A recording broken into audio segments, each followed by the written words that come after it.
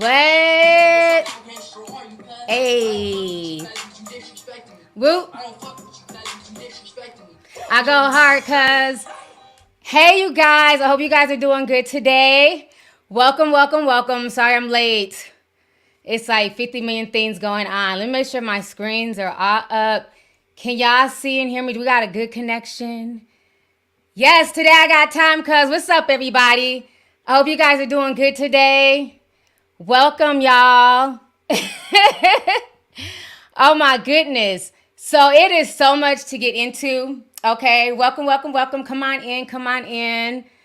It's a lot to get into today. So first of all, before we even get started with the show, it is Libra season. So shout out to all my Libras.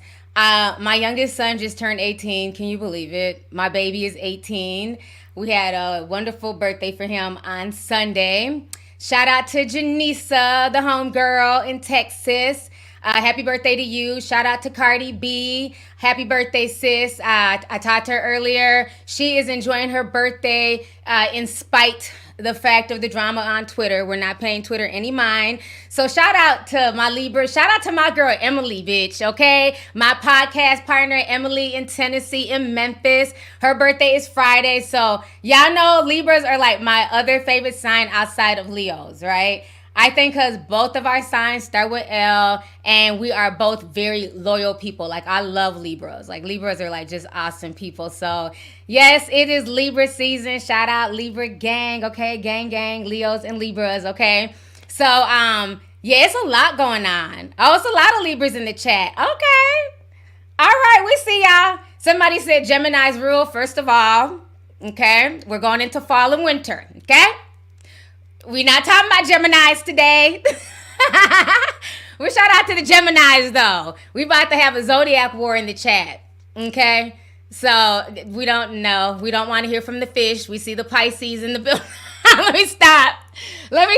You know what? I have met some cool Pisces. You know what I'm saying? There are a few cool Pisces in my life that I care about. So, all y'all ain't bad, but to the ones that are trash, they will forever be trash. Okay? But yeah, it's been a lot going on. Ciao. Oh, y'all already sending super chats and everything. I appreciate y'all so much. Let me see. Somebody just sent a $20 super chat. It just disappeared. Let me see if I can find it. Where did it go? I don't know. I'm sorry, but whoever sent the $20 super chat, thank you so much. I'll see if it pops back up because they're like falling off. Kels sent $5. She said, hold on now. Oh, wait, hold up. It's like, they're like popping. Okay. Hey, T, you look bomb. The lip color, the top is perfect on you. I'm in class, but just wanted to show some love. I'll catch the playback. Thank you so much. I appreciate you. Thank you for coming through, sis. I'm glad y'all like the look. That's what I was taking. So I had to, you know what I'm saying, pop a few more curls and shit up in here. Shanta sent $4.99 says, hey, auntie, I've been having a rough day. Thanks for going live. I would like to send you a late housewarming gift. How can I? Love you.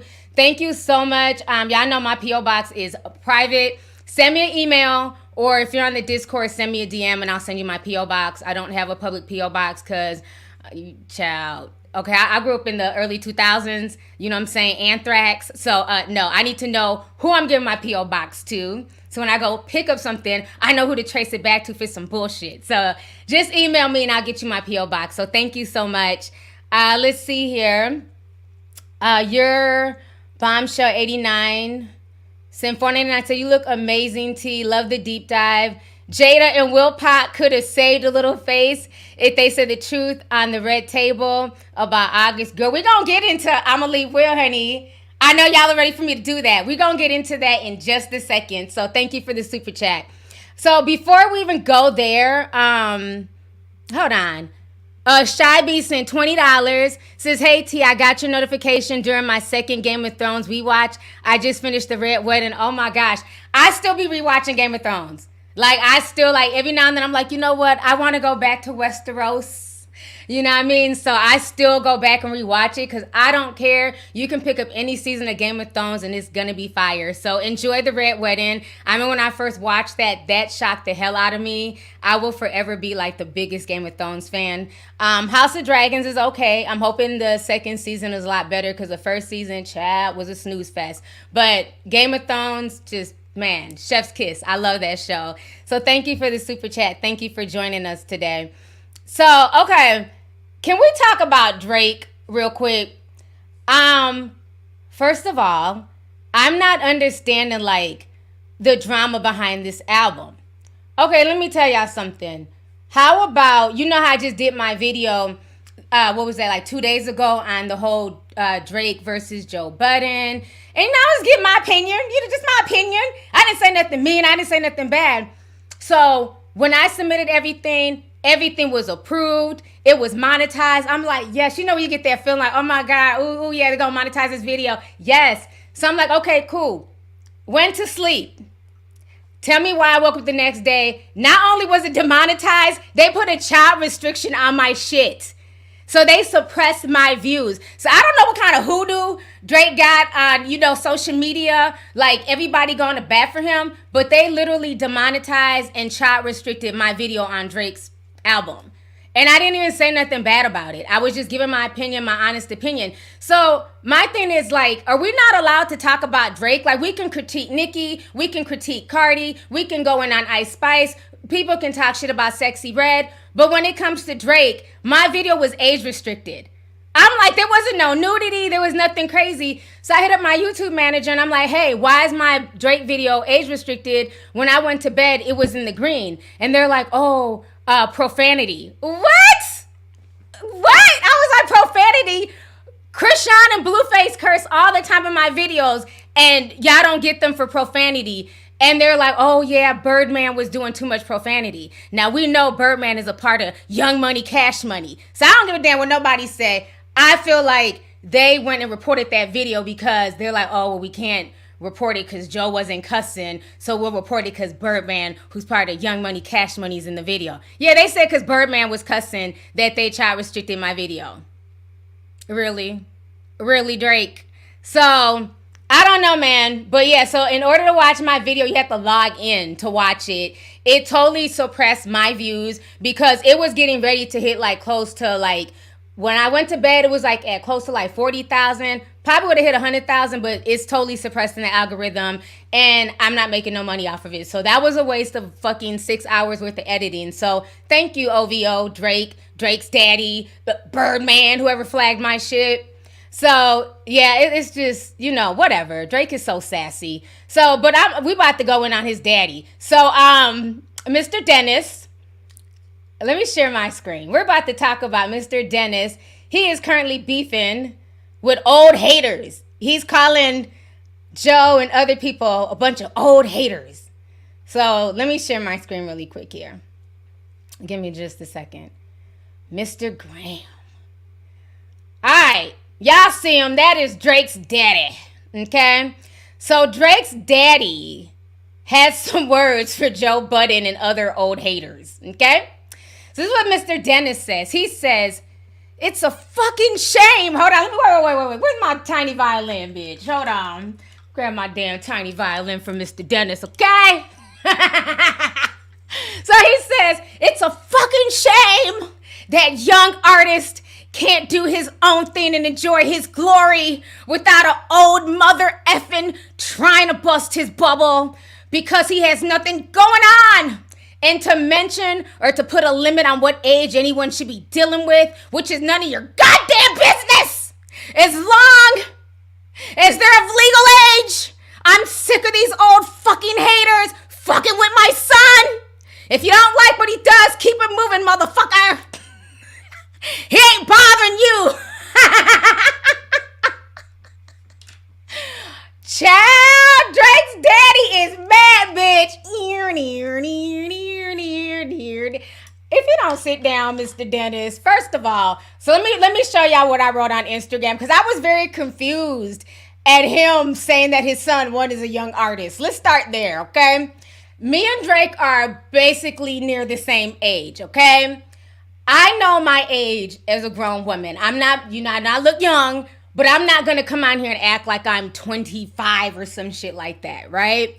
So my thing is, like, what is young about Drake? Like, Drake is damn near, he's closer to 40 than he is 20. Drake will be what, like 37 or 38, like in like a week or two. No, he's not a young artist. He's had like a long career, which is awesome. But no, your son is not a young artist. So anyways, this is what I wrote. Cause y'all know I don't come on this Instagram page a lot. Ever since they took my shit, I don't come on here as much. But I had to comment on this because I'm like, hold up now, wait. So this is what I wrote. I said, wasn't this the same deadbeat who left him and his mama and only came around once his son was famous? All of y'all are grown as fuck, including your 37-year-old young artist son. Okay? So that is what I had to say. I just feel like, Drake needs to embrace his age and stop acting like, he's Kai Cenat's age. You're not 21. And, like I said in my video, he's old enough to be Kai Cenat's father. I don't know how y'all don't understand that. There are some teen parents out here. So, yeah, we can have grown children, like I told the girl in the chat who said that I was over-exaggerating on Kai being Drake's child. His age, he's young enough to be Drake's child. Me and a lot of my friends were teenage parents, so we got kids in their 20s. So Drake could have had a kid as a teenager, and it could have been Kai Cenat's age. So that's not an over-exaggeration, you feel me? So I feel like, at this point, his daddy needs to have several seats. I don't get, why all of a sudden nobody's allowed to critique Drake, okay? And the thing that kind of trips me out is with some of these artists, they only hear the bad. Literally, half of my video was praising his music. Y'all know, if y'all go back to my old videos, 2016, 2017, I was the biggest Drake fan. Put a teacup if y'all remember me saying there will be no Drake slander in my chat. I used to go so hard for Drake.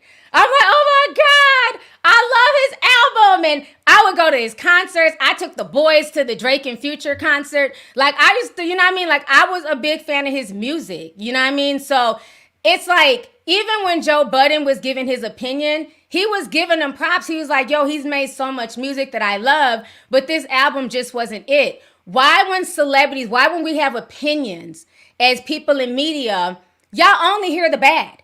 We can be like, damn, that song was a bop. I love that song. I know all the words. They don't hear that. But the second you're like, nah, I'm not really feeling this album. I'm not feeling the direction you're going. You're a fucking hater. And then here comes the dad cussing folks out. No, that's not cool. Because again, these female artists, people drag them all the time. Okay? From Sexy Red to Glorilla, to Meg Thee Stallion, to Cardi, to Ice Spice. People drag these female artists all the time, and they're just supposed to take it. Oh, well, that's a part of the game. Oh, well, toughen up. You want to be in a male-dominated industry, and the females just got to take that shit on the chin, right? But why can't Drake take critique? I don't understand that. He's writing whole dissertations. He's upset and everything else. And I don't think that Joe Budden said anything wrong. Yeah, Joe might have threw a bit of shade, but that's part of doing commentary. We're not just going to sit here. We're going to be funny. We're going to, add a little bit of salt, you know what I'm saying, to the situation. We're going to add a little bit of sauce. But I just felt like he just takes stuff so personal.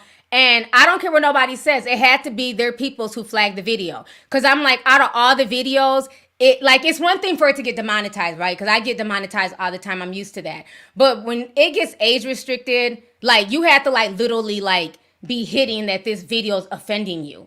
You know what I'm saying? So, child, it is what it is. I'm going to need Drake and his daddy to go have several seats. And the only reason why his daddy's talking shit he can talk to any age he wants to as long as it's legal. And I agree. There's nothing wrong with dating people who are younger than you, right? You know what I'm saying? Because young dudes come at me all the time. So, yeah, there's nothing wrong with dating younger, right? As long as they're legal.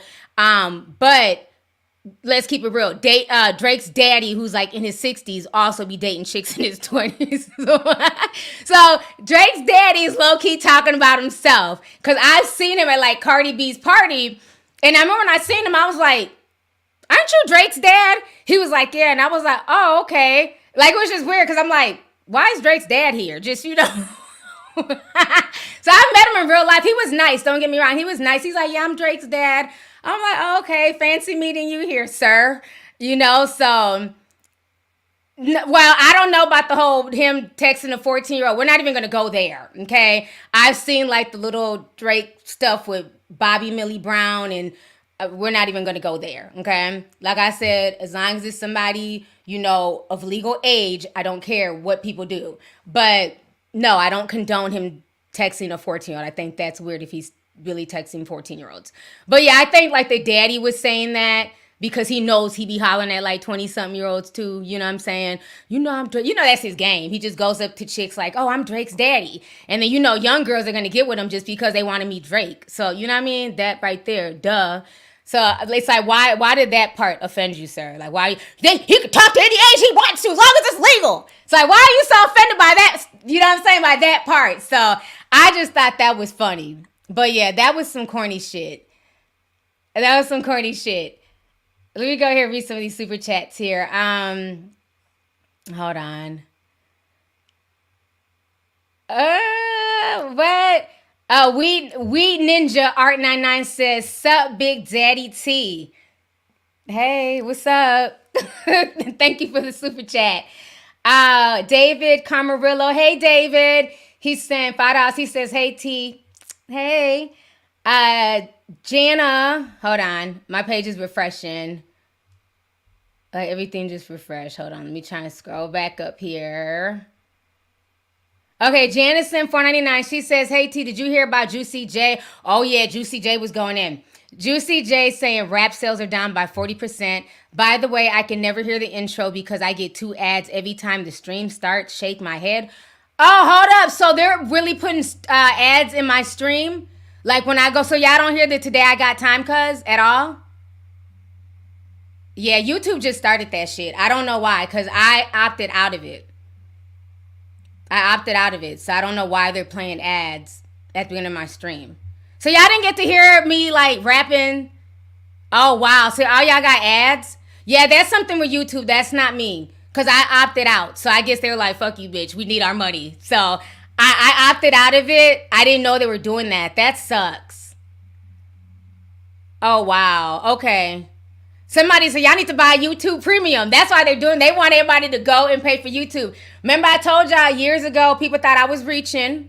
I told y'all everything on social media is about to be subscription based.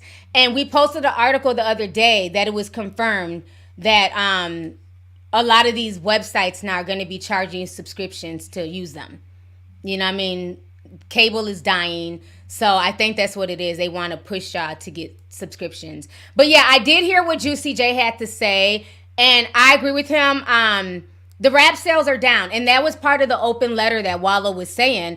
Like, you know, again, we will kiki and laugh about the fuck shit on Twitter, right? So like when Krishan and Blueface are going back and forth and doing all the nonsense, people will kiki, people will laugh, you know, we'll do commentary on it. But when it comes to like music, people are tired of the gimmicks. And then also remember, there was a point in time where a lot of these celebrities and these rappers were shitting on their fans. Remember, let's not forget the whole Flex era, 2017, 2018. Oh, I got this, I got that. Y'all are broke, da-da-da-da. And people got tired of that. Like, you're not going to keep calling me broke, but then demanding that I come to your concert. You're not going to keep calling me broke and then telling me to go stream your music. People got tired of that shit. You're not going to keep calling your fans who got you to where you're at broke and act like they're beneath you. We're not going to go to your concert and then you act like all of a sudden you're antisocial and you want to stand next to your fans like this, but I paid $500 to see you backstage. So fans are being smart with their money. They're not playing no more. They're tired of the gimmicks. They're tired of the antics. You know what I'm saying? The only reason why I think that Sexy Red is doing really good is because you're always going to have the section of the population who likes ratchet shit, right? But I think Sexy Red is just authentically ratchet. That's just who she is, right? Whereas I think Suki tries a bit too hard, but Sexy is just ratchet. So you have people who just like her, her concerts are selling out and stuff like that. But then you have the rest of the population who really want real music. And they're gonna, and especially with today's economy and the things that are going on, people are gonna be very mindful of what they support. So, the gimmicks are just not working anymore. You know what I'm saying? People want substance. Folks are tired of the constant features, they're tired of people having an opinion. There's all this backlash. These celebs will see 1,000 good comments of people praising them, but then they'll hone in on the one bad comment. So people are just being like very careful with how they spend their time and their energy. So I don't disagree with anything Juicy J said. And then plus, like I told you guys before, Afro beats and K-pop, they're taking over right now. They really are. People are tired of the fuckboy manual. People don't want to sit here and keep listening to people talk about killing other young black men. People are tired of, okay, fine, all y'all got wet coochies. Everybody can, suck an eggplant. Okay, what else can you do besides suck dick and get wet? Like, okay, we heard that already. Next. Like, people are tired of that. People want more substance. Again, I'm not knocking none of these young girls because, we had our Little Kims, we had our Trinas, but then we also had a body of work from them. So yeah, you might have a freaky song, but then there would also be a deep song, on the album as well. So there just has to be a balance. And I think that's the problem, is that there's not enough balance. So hope that answered your question. Yeah, I love what Juicy J had to say. He's an OG, So if Juicy J is saying something, I'm going to definitely listen because he's an OG in the game. Let's see here. Shy B sent 20... Oh, yeah, okay, I read that earlier. Thank you, Shy. Sir Smiles sent $100. Oh, my gosh. Thank you so much, Sir Smiles. I appreciate you, love. Says, I've been missing the lives, but I finally caught you. I've missed your beautiful face. You look amazing. And I know how them legs is looking. Ew. Ah! Love you, T. Love you, too. It was so funny because when you met me in Atlanta, you was like, dang, I didn't know you was so tall. Like, everybody else thinks I'm, like, super short. So, yeah. It was nice meeting you. Thank you so much for the super chat. Appreciate you. See, I actually be knowing my subscribers. I actually remember y'all. I be remembering y'all's comments and stuff like that. So, Smiles was very shocked because as soon as Smiles told me who they were, I remember them right off the rip. You know what I'm saying? But that's the difference because I actually have a genuine connection with my fans. And that we actually be in here kicking it, having a good time. Every time we go live, it's like a reunion. I don't have a bunch of hate watchers. You know what I'm saying? There might be a few haters sprinkled in there, but it's not like certain people when they go live. But thank you. Okay, let's see here. Dr. Nikki. What's up, Dr. Nikki? She says, yes, the membership, Scorpios rock. Thank you so much for being a member. I appreciate you, sis. Thank you. Make sure. Oh, yeah. And for y'all who forgot or who didn't get a chance to check it out, isn't it funny? Let me talk about this real quick. What was this? Like a week and a half ago, I dropped my World War III deep dive. And now what's on the news? Everybody's talking about World War III. How come every time I do a deep dive about certain topics, within 2 weeks to a month, that's like the topic all over the news? Like when I did my water deep dive, all of a sudden, everything was about like water scarcity, the water wars. And then when I was doing my stuff about AI, here come all this AI technical stuff. So I'm like, damn, I just dropped my World War III deep dive. And now we have everything going on with Israel, Hamas, you know what I'm saying? The Gaza Strip. It's getting real out here. Winter, in my Game of Thrones voice, winter is definitely coming. We're not going to talk about that right now. Yes, Tigro Damas. We're not going to talk about that right now, but trust me, we've been talking about it on the Discord. The stuff that's going on right now in Israel with Hamas, there's going to be some global ramifications. So we might talk about it near the end of this stream. Thank you, Killer Cam TV. He says, T, you're an empath. Yes, I've been strengthening my empathic, that's what it's called, vibes. But yeah, it's just weird. I'm like, damn, every time I talk about something, like it be coming to pass, like it be making me scared sometimes. Like I remember me and Emily did that, we did the podcast and I was talking about, the infrastructure and how like the infrastructure in America is crumbling. And then the damn bridge in Tennessee that connected, I think like Tennessee and Mississippi, whatever, it had ended up collapsing. And then remember we were talking about the gas and like hackers tapping into like the gas pipeline, and then they ended up hacking. And remember, like the whole Southeast, they were like lines to get gas. Like that was crazy. So yeah, man, a prophetic gift. Thank you. Yeah, it's a lot. It's a lot. It's a lot going on. But we're gonna talk about that later, child. We got a lot of tea to get through right now. So we got over 7,000 people in here. Shout out to y'all. Thank y'all for joining me tonight. Welcome, welcome, welcome. Kimberly Lewis said $9.99. She says, "Hey T, big Libra. I just turned 23 in Turks on the 8th. Thanks for the shout out. Thank you for all the knowledge, Auntie. You are so welcome, and happy 23rd birthday to you. Enjoy your 20s. They go fast. So thank you so much for being a support. I appreciate you, sis." Annette Harris says, "You look beautiful in that flashback from yesterday, even younger today. You are blessed and highly favored. Have a blessed day, T." Thank you so much. It was so, like, it's always weird when I go back and I see my old videos from years ago. Because I'm like, I be thinking y'all be playing when y'all be like, dang, you really haven't aged. And I went back and I seen, I was like, dang, I low-key still look the same. And it was so funny when I posted the picture of like me and my youngest son when I did the montage. And I'm looking at that. I'm like, damn, I still look the same. The only thing that was changing was my son was getting bigger and taller than me. And I still look the same in the pictures. I'm like, yo, God is good. Because I really do not look like what I've been through. I've been through so much shit, man. Like, for real, for real. Y'all know that. You know what I mean? Like, just everything. Health-wise, surgeries, all types of shit. You know what I mean? But I'm still here and I'm grateful. So it is a blessing, for real. But yeah, thank you guys. So, okay, so we talked about Drake's daddy. Next. Hold on. Let me find. Okay. Oh, yeah, we got to talk about DJ Envy. I got my little notes here. Let me pull it up here. Okay. So we're going to get on DJ Envy.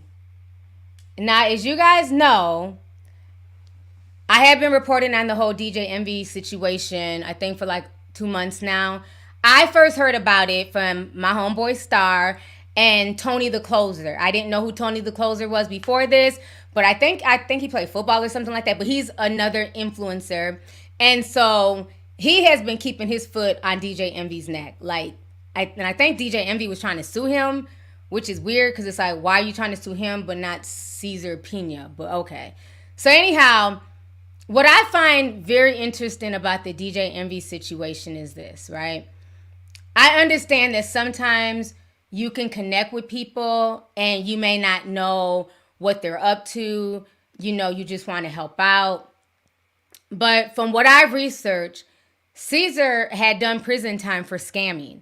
Like, Cesar had all these felonies. I don't know. And it's not me being judgmental, you know, because you can go to prison, do your time, and come out and, you know, change your life around, right? Because we want to give people a second chance. You know, once you paid your debt to society, you should be able to turn your life around.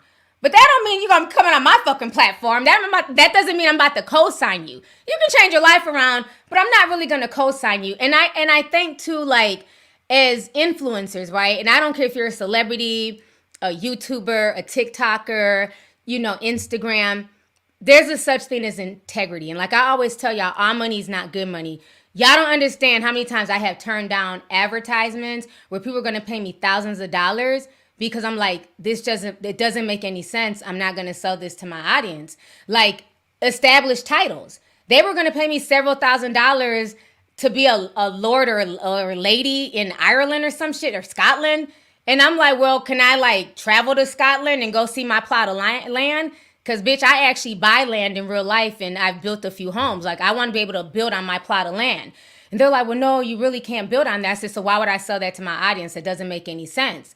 So I turned that down. And that was a few $1,000s. I could have took and be like, oh, yeah, y'all go buy this established titles bullshit. But it's just like, you know, I don't want to attach my brand to any and everything. It's not that serious to me. So, you know, you have to watch that. And I feel like he was getting a kickback. I don't care. I feel like there was way too much promotion of DJ Envy of Cesar Pina on DJ Envy's platform. And you got to understand that with great power comes responsibility. For a majority of the population, we didn't know who Cesar Pina was. We found out about Cesar Pina on The Breakfast Club. the whole flipping NJ and flip to Dow and all that stuff. We found out about that because of DJ Envy. So now to try and distance himself, I'm sorry, it comes off as very, very disingenuous, right? And the thing that kind of bothered me with his conversation with Charlemagne, I didn't see any type of empathy. I didn't hear an apology.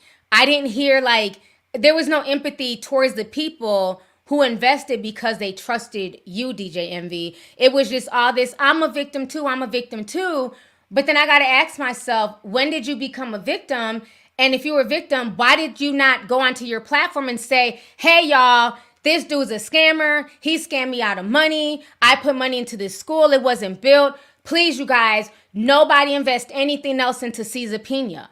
He never did that. So for me, it's like I can't take it like you really care about the black community or your audience because you never came back and warned nobody. Like, what type of shit is that? You know what I'm saying? Like, even I remember in 2020 when all those crypto people, they be in my DMs all the time. Like, oh, we'll pay you $5,000 to promote this crypto. Y'all ain't never seen me promote no fucking crypto. I told y'all, I felt like a lot of these crypto things were a Ponzi scheme. I remember going back and forth with people on the Discord.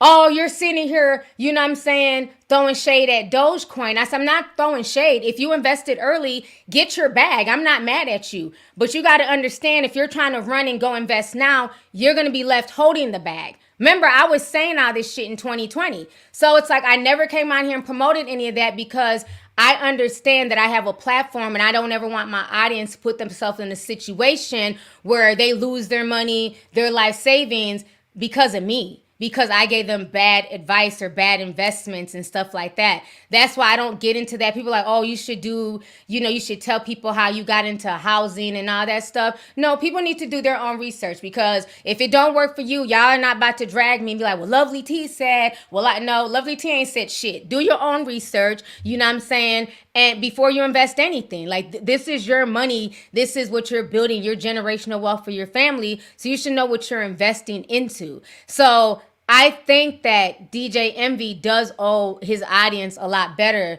than him trying to distance himself. So we're going to first listen to his conversation with Charlemagne, and then we're going to watch this news clip that came out. So let me go ahead and pull this up really quick. Give me just a second. Because it's a lot of mushmouth shit all of a sudden. Especially when he wasn't even speaking or addressing this before. So hold on. Let me share my screen real quick here. It's DJ Envy and Flippin' and Jay. I'm sorry. That lives in my head rent free. I'm sorry. Okay, so we're going to go ahead and listen. There's been a lot going on, Charlemagne. Grab your tiny violins. Don't say like what, man. There's been a million and one accusations. Oh my God, no. I'm being serious. So let me explain some things. I'm not, my attorneys don't want me to speak, but I think there's things that I need to clear up a little bit. I think you should listen to your attorneys. Why don't I think people like to listen? Like, if your attorney told you don't think that, why you talking? Listen, so Caesar and myself did seminars. Now, the reason I did these seminars is because I wanted to uplift my community. I wanted to teach my community about real estate, things that I didn't know when I was first buying my first home. I wanted to teach our community about investing in generational wealth. So I did these seminars and brought industry professionals to all these seminars, whether it was real estate agents from different markets, contractors, conventional lenders, hard money lenders. I even brought auction.com to actually show people how to purchase houses online. That's what I wanted to do for my people. Now, Caesar, if he took money, I wasn't privy to it, nor did I even know. But I do understand how people feel if they did give him money, because I gave him a lot of money, Jesus, that I didn't see a dollar of return. But for anybody to say I was involved, that's totally not true. Y'all can't hear it? I would never. I've been on this radio close to 30 years. Hold on. And never in my 30 years time did I do nothing but try. Wait, can y'all hear? Because people are saying they can't hear. Put a tick if y'all can hear it. Is it just two people? It's low. Y'all can hear it? I don't know why it's low. YouTube. Y'all can hear it fine? Okay. Half the people are saying it's low. People say, put your earbuds in. Because most people said they can hear it just fine. Okay, I'm going to keep playing. uplift people and show people a different way through the business mind, and I would never take $1 from somebody. I could be wrong, but I didn't see nobody accusing you of taking money. I just saw them say that they met Caesar because they heard you talking about Caesar. Nah, they basically said I was privy to it, and that wasn't true. From what I read in actual court papers, I didn't see that. They said that all these people were saying that they met Caesar because of you. Right, and they're saying that nobody accusing you of taking no money. To the point where if you read the court documents, Caesar wrote an affidavit that says DJ Envy, Rashawn Casey, had no knowledge of me investing people's money. I saw that too. He wasn't there. He wasn't part of those conversations. He wasn't even nowhere in those meetings. And those are documents that's out there. So if we're going to talk about truth, let's talk about the truth. And those are the documents out there. And I know you can't talk about the truth yet because your lawyers don't want you talking at all. So the smart thing to do is, I understand you want to say something to the listeners, and I'm sure the listeners appreciate it. But man, just wait until all the dust settles. And when all the dust settles, then we can get on this radio and have a real conversation. Until then, I don't think you should be saying any of this. But that's just me. Look at you. You can't even help yourself. What else you want to say now? nothing. Okay. Nothing. All right. But when the dust settles, you can have a real conversation with the audience. It's difficult because the stuff that you're hearing is like, that's totally not true. Like, it's not true. Like, that's fake news. Like, those are fake stories. That should be enough. And you know what the truth is. If you know what the truth is, don't worry about it, because the truth don't need no defense. The truth don't need no defense, just witnesses. That's it. All right. Well. And by the way, you look very suspicious because you don't have your just a minute right now. Looks like the grades are coming in right here in the back. All right, next. Charlamagne about to be on that weirdo stuff. So, I don't know what was going on for most people so they could hear it. So it's all the way turned up on my end, y'all. Like I said, put on y'all's earbuds. But yeah, what kind of bothered me with him addressing this now, I'm going to keep it real with y'all. I feel like he's only addressing this now that the white media is involved. Okay? When it was Tony the Closer, Star, what's his name? Pocket Watching with JT and like other black people, they were like, hey, what is going on, DJ Envy? People are saying that they didn't, they invested money. They're not seeing a return on their investment. When black folks were like speaking out on social media, it was ignored. But I noticed once like the white dudes got involved, because Spencer Cornelia, he goes after a lot of scam artists and stuff. Once the white media got involved, now all of a sudden I feel like he's speaking, because if you guys don't know, Spencer did a video. He's done 2 DJ Envy videos that have basically gone viral on YouTube. So we're going to just watch the beginning of Spencer's video here. And then also he was on the news. Like he made the local news once again. So I feel like this is the only reason why DJ Envy is speaking. So we're just going to watch a snippet of Spencer's video here. Let me make sure this is turned up. Okay. The first video I made covering this story went crazy. Many of you are saying Caesar should be in prison. Some of you want DJ Envy in prison too. After releasing the video, it fully hit me how large this Ponzi scheme is. After a few more victims sent me DMs on Instagram stating they lost a combined $700,000 to Caesar, I realized this is far bigger than I imagined. I even interviewed a real estate attorney based in New Jersey to help assist in understanding what's next in this case. Are Caesar Pena and DJ Envy going to end up in prison? So far, only civil lawsuits have been filed against Caesar Pena and DJ Envy. Why haven't we seen any criminal charges yet? Well, obviously the government still needs to investigate the case before they come forward with charges. Let me say this. These white boys on YouTube do not be playing. His ass really went and got a lawyer from New Jersey. He was like, I'm bringing in a lawyer from New Jersey to ask some questions. All these white boys on YouTube don't be playing, bitch. To investigate the case in graphic detail. They're going to get as much evidence as they can. They're going to compile it together, and then they're going to move forward guns blazing. They're going to speak to every victim. They're going to speak to attorneys. They're going to gather information. They're going to get all evidence that they have that they can use against him, they're going to have it ready before they move forward with their case. Unfortunately, it takes time for the federal authorities to gather substantial evidence necessary to win in court, but Caesar's time is coming. Seeing my dreams unfold, nightmares come true, it was time to marry my prison cell, and I said, yeah, I do. Here's DJ Envy daydreaming about being innocent in this Ponzi scheme. So really, I think the question's going to rely on... All right, y'all gotta go watch his whole video. He's funny. I like Spencer. I did have to give him the side eye a while back when he wasn't calling out his buddies when all that shit went down with FTX, but okay. So I don't know, that part just had me cracking up. Okay, so now we're gonna watch the Yes, he went and got a lawyer, honey. I said, oh, they do not be playing. He's like, I went and hired a lawyer from the state of New Jersey to answer my questions. He's a mess. Okay, so that was his second video on DJ Envy. So now the news out there in Jersey, they're definitely talking about it now too. So let me share this tab. We're going to watch. This is kind of long, so we're going to watch this together here. Let me minimize myself. All right. This is why DJ Envy is speaking out. Investors in a real estate venture say they were swindled out of millions of dollars. And they argue syndicated radio rapper Rashawn Casey, better known as DJ Envy from the show The Breakfast Club, promoted these deals. Investigative reporter Sarah Wallace talked to the alleged victims and has the response to those mounting accusations you're about to hear for the first time.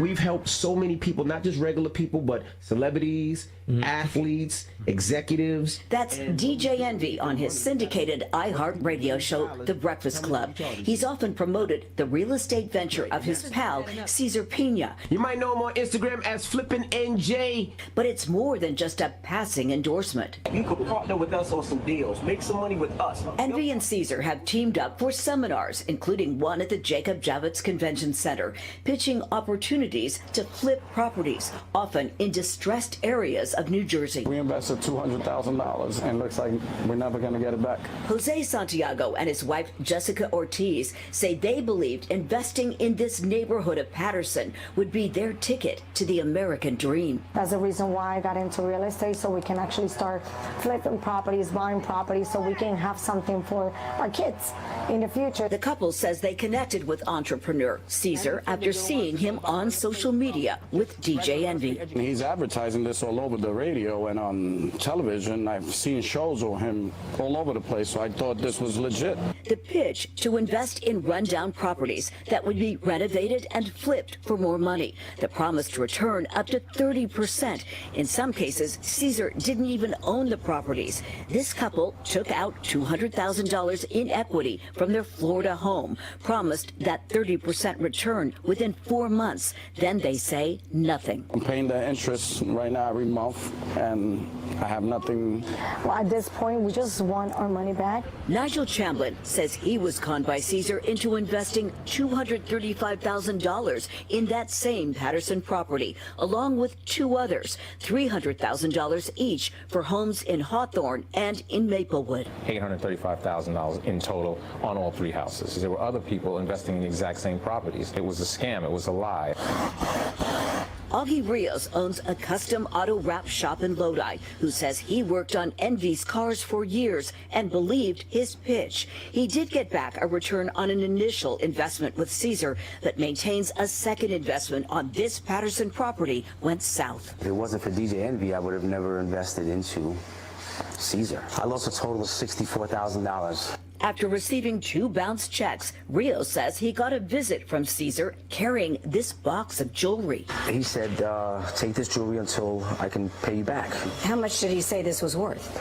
15, 20 grand. Then there's record producer Anthony Martini, who invested in what he thought was a promising apartment project in Patterson. I lost $1 million. And you went in because of DJ Envy.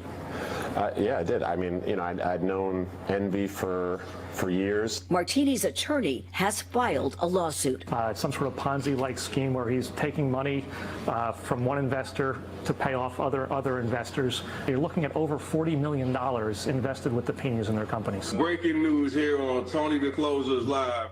The complaint floodgates opened up when alleged victims started appearing on the social media platform of influencer Tony the Closer, a self-proclaimed real estate scam watchdog. I decided to make it where everybody would know the disgusting behavior that they're practicing.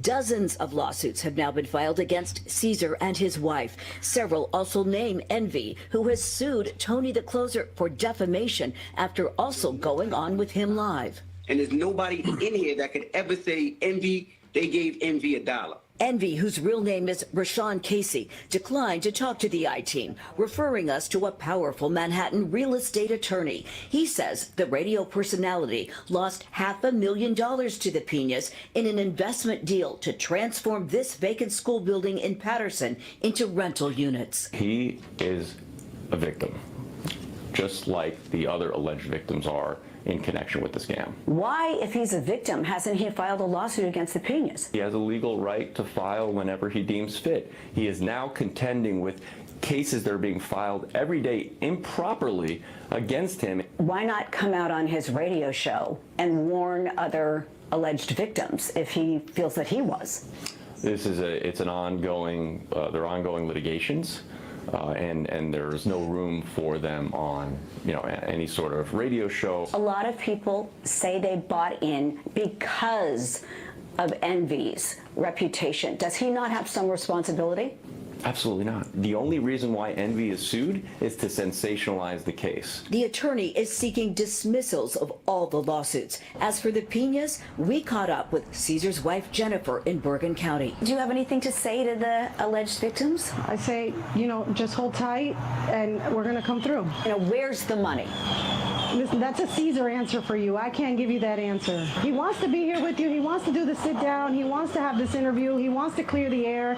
He wants to explain his side, and he wants people to understand what's going on. But, he's been advised to not talk. There may be some hope for investors. A judge has appointed a bankruptcy court trustee to oversee some of the Pinas properties. Any available assets could eventually be sold off to pay alleged victims.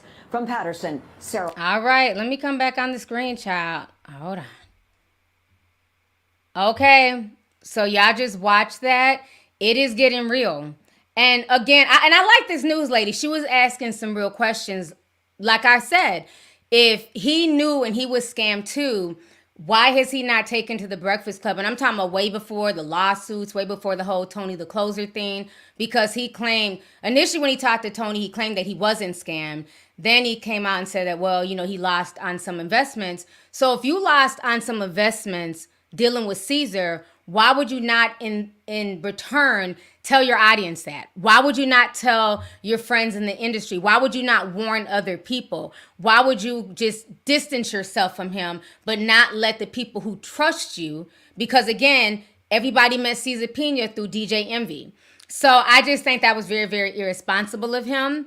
And again, like she said, he has all these lawsuits for Tony and I think the Credit Dude and all these other people. Why is he not suing Caesar Pina? Because that's the person who really has him in hot water. That's who he should have went after first. Like, yo, I gave you a platform. I co-signed you and you're out here making me look bad.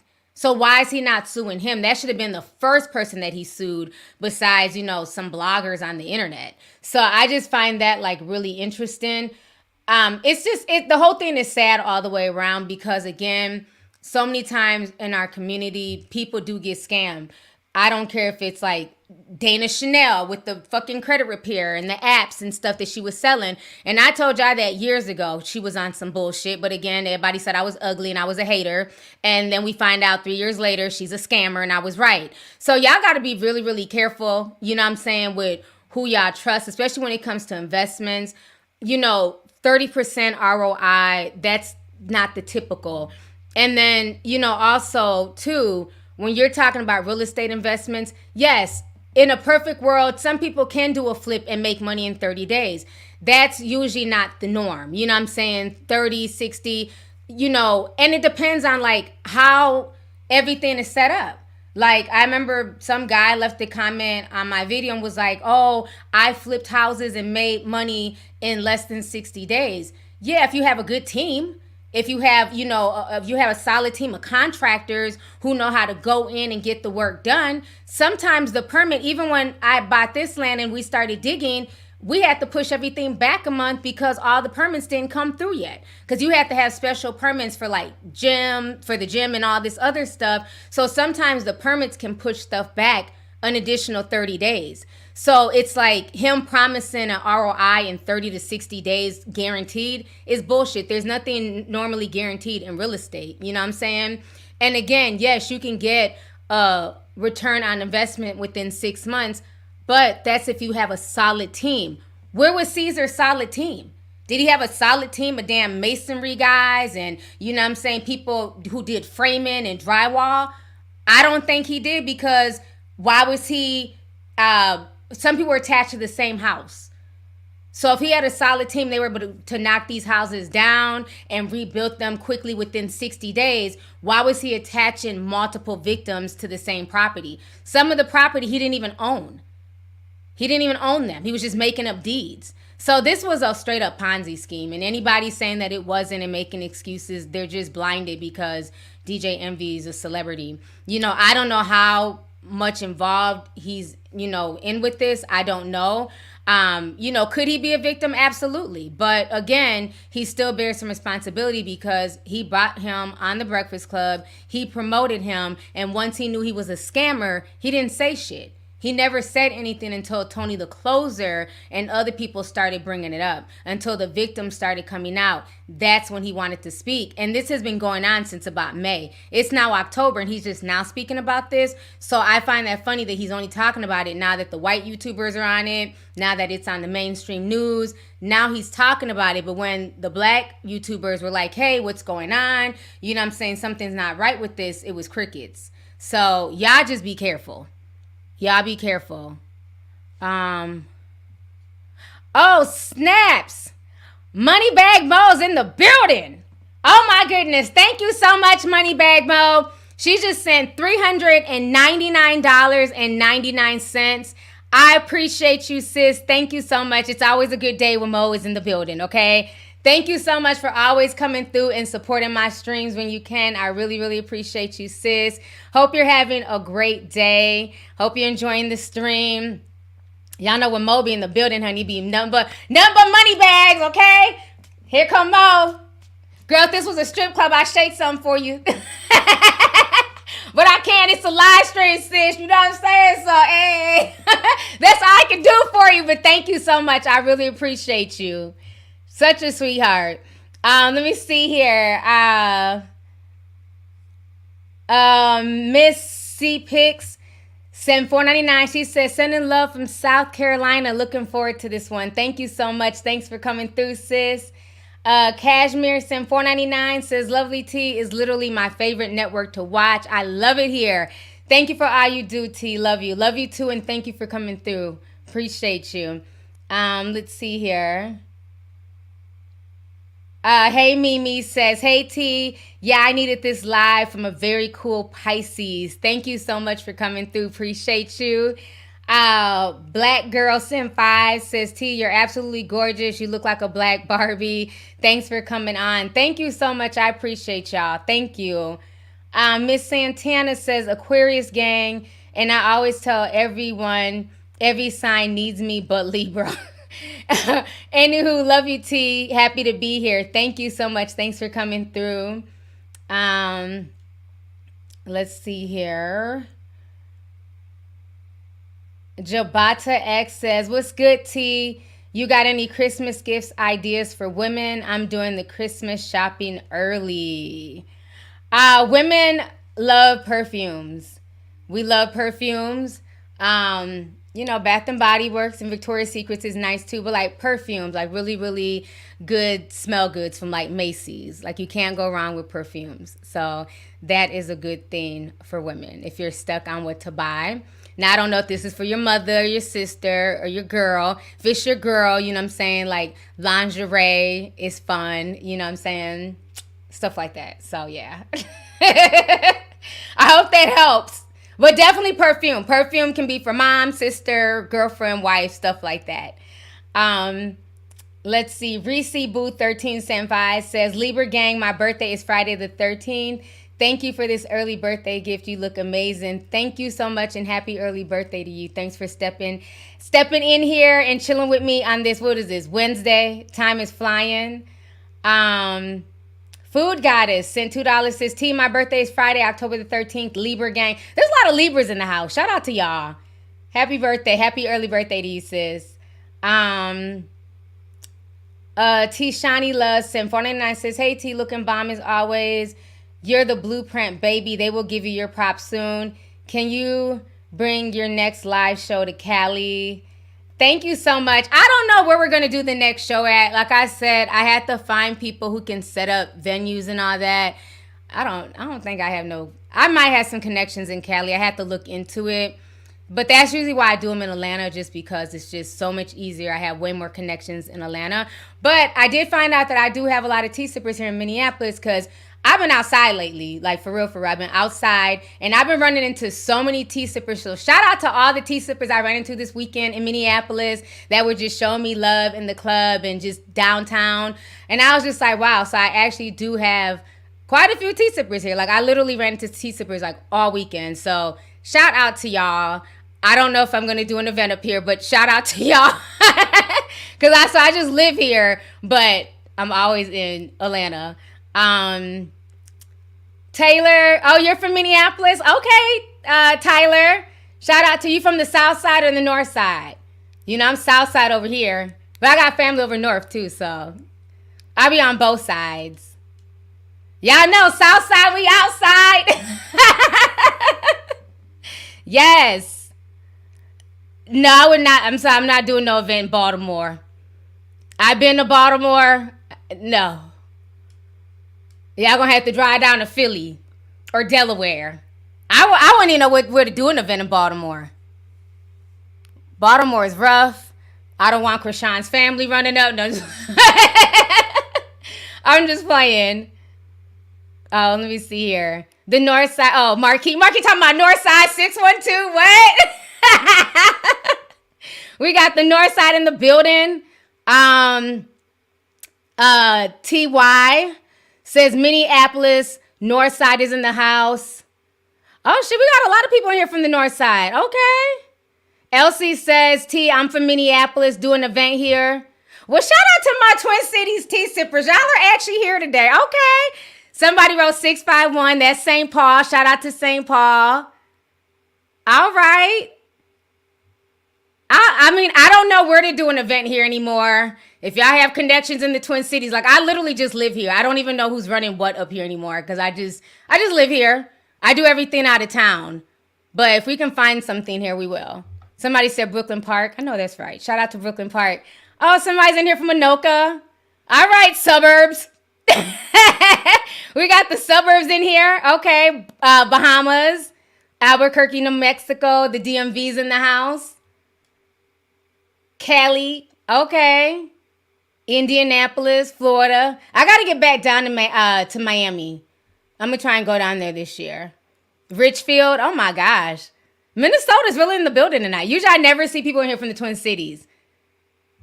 That's dope. All right. So the Twin Cities is support your girl a little bit, right? Because my biggest fan base is from Florida, believe it or not.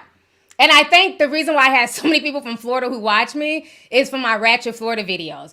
Because they used to drag me. They used to threaten me like, don't never bring your ass to Florida. You keep talking about our state. And then now the Florida people love me.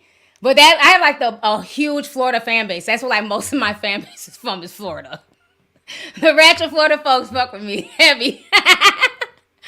Oh my goodness. Hopkins, Minnesota's in the house. Shout out to Valerie. That's what's up. Before I forget, Marquis said 15 people.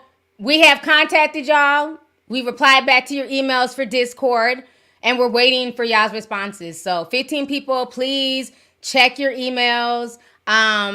And if you did not get in this last go around, but you paid, you need to send a screenshot with your PayPal receipt so we can get you in manually. But we got everybody else in. We're just waiting to hear back from 15 people. So please check your emails, because I literally went through my email inbox like 10 times. Like I've been going through it like several times a day. So you guys should be good. We just need responses from them people.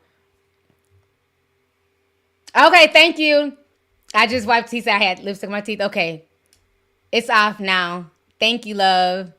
All right, so now Juice says, why am I always late? You're not late. I've been on, how long I've been on? An hour. I've been on an hour. All right, so we got to talk about Jada Pinkett Smith before I go. Oh my gosh. First of all, let me say this before I even start. Okay? Social media owes me an apology, okay? This is my toxic trait as a Leo. As a Leo, and y'all know I claim it, like Leos can be sometimes, arrogant. We like, pats on the back when we're right.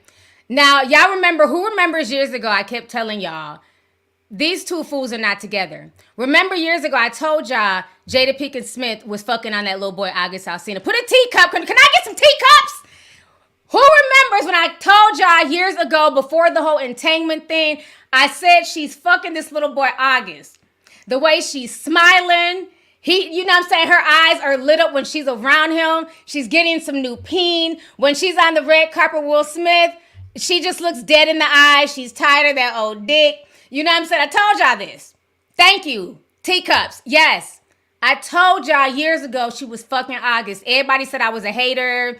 I was trying to denounce black love. How dare I talk about Will and Jada? Oh, I used to get drugged. All right. And I also told y'all too, I don't feel bad for Will because he has a Latina girlfriend. Who remembers when I said he had a Latina girlfriend? I told y'all this literally like 4 or 5 years ago. I said, Will Smith has a girlfriend. She's Latina. Watch her Instagram. When she's in Egypt, he's in Egypt. When he's in Dubai, this broad is in Dubai. Y'all can write her name. I always forget the Latina girl's name. The spicy girl. Y'all write her name. I be forgetting her name. But that's been his girlfriend for a few years. I've been saying this for years. I'm so glad my tea sippers remember. Because folks used to drag me. Like, you're so disrespectful. Their couple goals. Fuck you, bitch. You're just mad. Okay, whatever. So now, let's go ahead and pull out our tiny violins, bitch. Because I told y'all this shit years ago, okay? Now she's coming out, okay? And saying that her and Will had been separated since 2016. Oh my God! That is when I told y'all they were not together. I'm like, she's fucking August. He got a Latina girlfriend. Jada Pinkett Smith just confirmed everything I've been telling y'all. Okay? Yes! Teacups and violins in the house. Okay? You know what? This was like the best present you ever gave me. I swear. Because, child, I love this little tiny violin. Okay? Best present from my tea sipper. So, we're about to watch Jada basically confirm everything I have been saying, Tigro Damas has been saying for the past 5 years about the Smiths, okay? So, we're going to get out your tiny violins because, I don't give a shit about either one of them. They're both crazy as cat shit. So, let me go ahead and pull up this video of Jada talking to, I think, Good Morning America or somebody, hoodie. And she's talking about her her issues and, how they've been broken up. Once again, embarrassing Will. Because, I get it. Things don't work out. People break up. But I don't think Will wanted this out here. Like, you could have just kept doing your thing. He could have been doing his thing with the Latina. Like I told y'all, Jada was moving sloppy. At least with Will, he was very, you know what I'm saying? He was, we're just nosy as fuck on social media. But, Will's had his little, welcome to Miami. He was talking to her before, too. Yeah. But the thing is, Will moved more classy with it. She was sloppy. Remember, they were at the BET Awards together, her and August. Like, he's not nominated for shit. You don't fucking sing or rap. Like, why? What are y'all doing at the BET Awards together? Remember, his outfit was all disheveled and shit. She had that smile. I see they just got done smashing probably in the limousine. Like, all I felt was like just sexual energy from them from the picture. She was cheesing and shit. And then he was all extra happy. So I'm like, I could just tell, But, so we're going to listen to her, continue to embarrass Will. And her situationship, child. So let's go ahead and have a good kiki. Give me just a second to share my screen. I've been waiting. I was like, oh, she's finally trying to admit to the bullshit she's on. Okay, cool. All right. She's also peddling a book. So, she got to peddle her books. We're going to watch this here. There are so many surprising things in the book, but the thing that surprised me the most, that I actually had to reread it because I said, is this true? Right. Was that in 2016, you and Will decided that you were going to live completely separate lives. Yes. It was not a divorce on paper, right, but it was a divorce.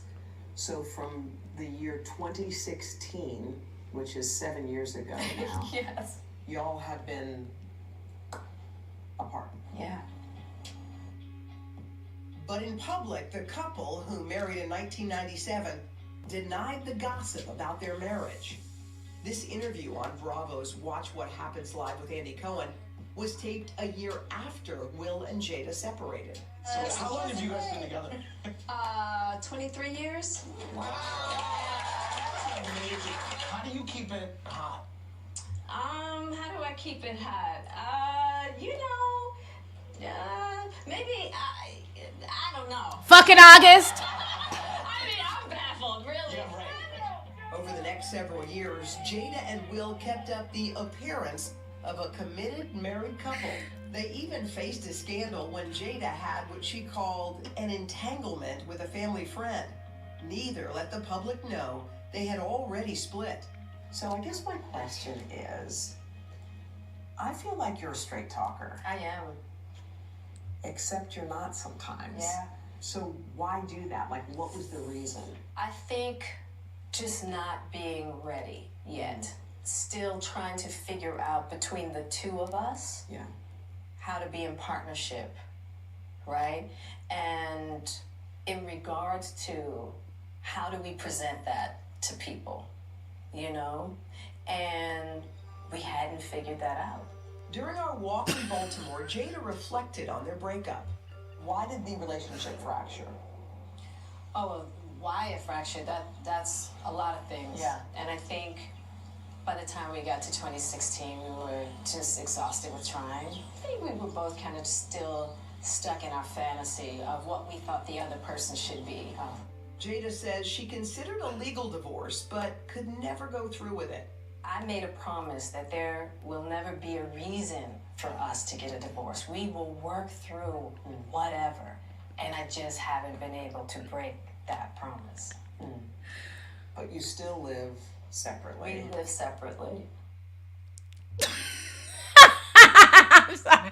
These comments got me dying. Somebody said 7 years a slave. I'm not fooling with y'all tonight. These comments got me cracking up. Girl, bye. Next, she's trying to peddle that book. You can sell your book without constantly embarrassing Will. We ain't heard nothing from Will since that dry ass apology a year after he slapped Chris Rock, okay? You could have peddled your book and just left all that out of there. It's a mess. It's a mess. I told y'all, she moved like a sloppy man. Like somebody said in the chat, she was moving like a sloppy man. Again, if they had some type of, what is that? Like some type of like contract or, agreement that they were going to date other people on the low. Sometimes marriages, they kind of fizzle out, whatever. They've been together for a long time. He wants to low-key see other people. She wants to low-key get some side peen. She should have moved better. You don't start dating your son's friend, And it's just like, on top of that, she really got in August's head. And I told y'all that when everybody was used to try and drag him and be like, he's being messy, when he made that song Karen, which is Jada's middle name, and, he had been like dropping little seeds to like, him being hurt from an older woman. And like I told y'all can't get mad at him because he was 23. She was in her 50s. She was playing head games with him. Where y'all think the I'ma leave Will came from? I told, when people are intimate with each other, sometimes people say shit they don't necessarily mean, but it feels good at the time. So I said she was riding that little boy. She was like, I'ma leave Will. I'ma leave Will. I'ma leave Will. She was bouncing. Y'all know August is hung like a bumper. She was bouncing out that bumper. She was like breaking that little boy off. Imagine you are a 23-year-old big dick August Alsina and you're fucking Jada Pinkett Smith, okay? Like, she literally, like, was messing with that boy's head. Had him thinking that eventually their love was so strong, she was going to leave Will. Absolutely not. I might fuck you, you know, a few times a week, but I'm not leaving Will, okay? That's the breadwinner there. You don't make Will Smith money. So she kept playing with him, you know, with that whole, that's why I got the joke from, I'ma leave Will. Because that's probably what she was telling him while they were sleeping together. She was riding his ass, talking about, I'ma leave Will. I'ma leave Will. You know what I mean? So she was putting it on him. Talking about she's going to leave Will. And he's thinking she's going to leave Will. And she was like, psych, not leaving Will. Okay? So, again, if that was a female, let's keep it real. If that was Will Smith, you know what I'm saying? Dicking down a 23-year-old. Saying, I'm going to leave Jada. I'm going to leave Jada. You know what I mean? Same thing. So I feel like she was playing mind games with him. So to me, she was moving like a sloppy man. Period, point blank. She shouldn't have been talking to August. You know, she was going to go date somebody else. She could have just dated somebody, you know, a bit more mature. Because he's, you know, he was 23. He's really, really childish. So it was like he was in his feelings. Imagine she has to put on a persona and a front to the public that she's still with Will, but the whole time he's so in love with her. You know what I'm saying? And she, I believe, was in love with him as well. So, and then to like bring it on to the red table talk and call it an entanglement. Girl, bye. You was getting some sorry dick, okay? From the pool boy, okay? It wasn't no entanglement. She done seen them same pictures we done seen on social media. Was like, I'm about to bob up on that shit, okay? So, again, I'm just saying, I'm not surprised at all. But I can't feel bad. Yeah, that's her name. Thank you. Heidi De La Rosa. That's the spicy Latina that Will Smith be dating on the side. Heidi. So, again, that's why I said I don't, you know, everybody's like, oh, that's fucked up. Will was crying on the red table talk. He looked defeated. Y'all keep giving Will all this sympathy, but Will got a girlfriend too. That's why I said I don't feel bad for either one of them. She's messy. She's definitely messy. But Will got his own little side piece too. So, you know, they're both doing stuff on the side. So I don't, you know, they have an open marriage at this point. You know, that's on them. But she just picked the wrong person. That's where she messed up at. She, you know, August. And now she done messed up so bad. Yes, August is with a boy. I'm like, well, what the hell? August knows damn well he ain't got no business. Like, just what happened? Like, damn. Now he's gay. August, his boyfriend is fine. Two fine-ass black men just off the market for us. Just off the market. All because of Jada. Fuck. His boyfriend fine, though. Yeah, August got a boyfriend.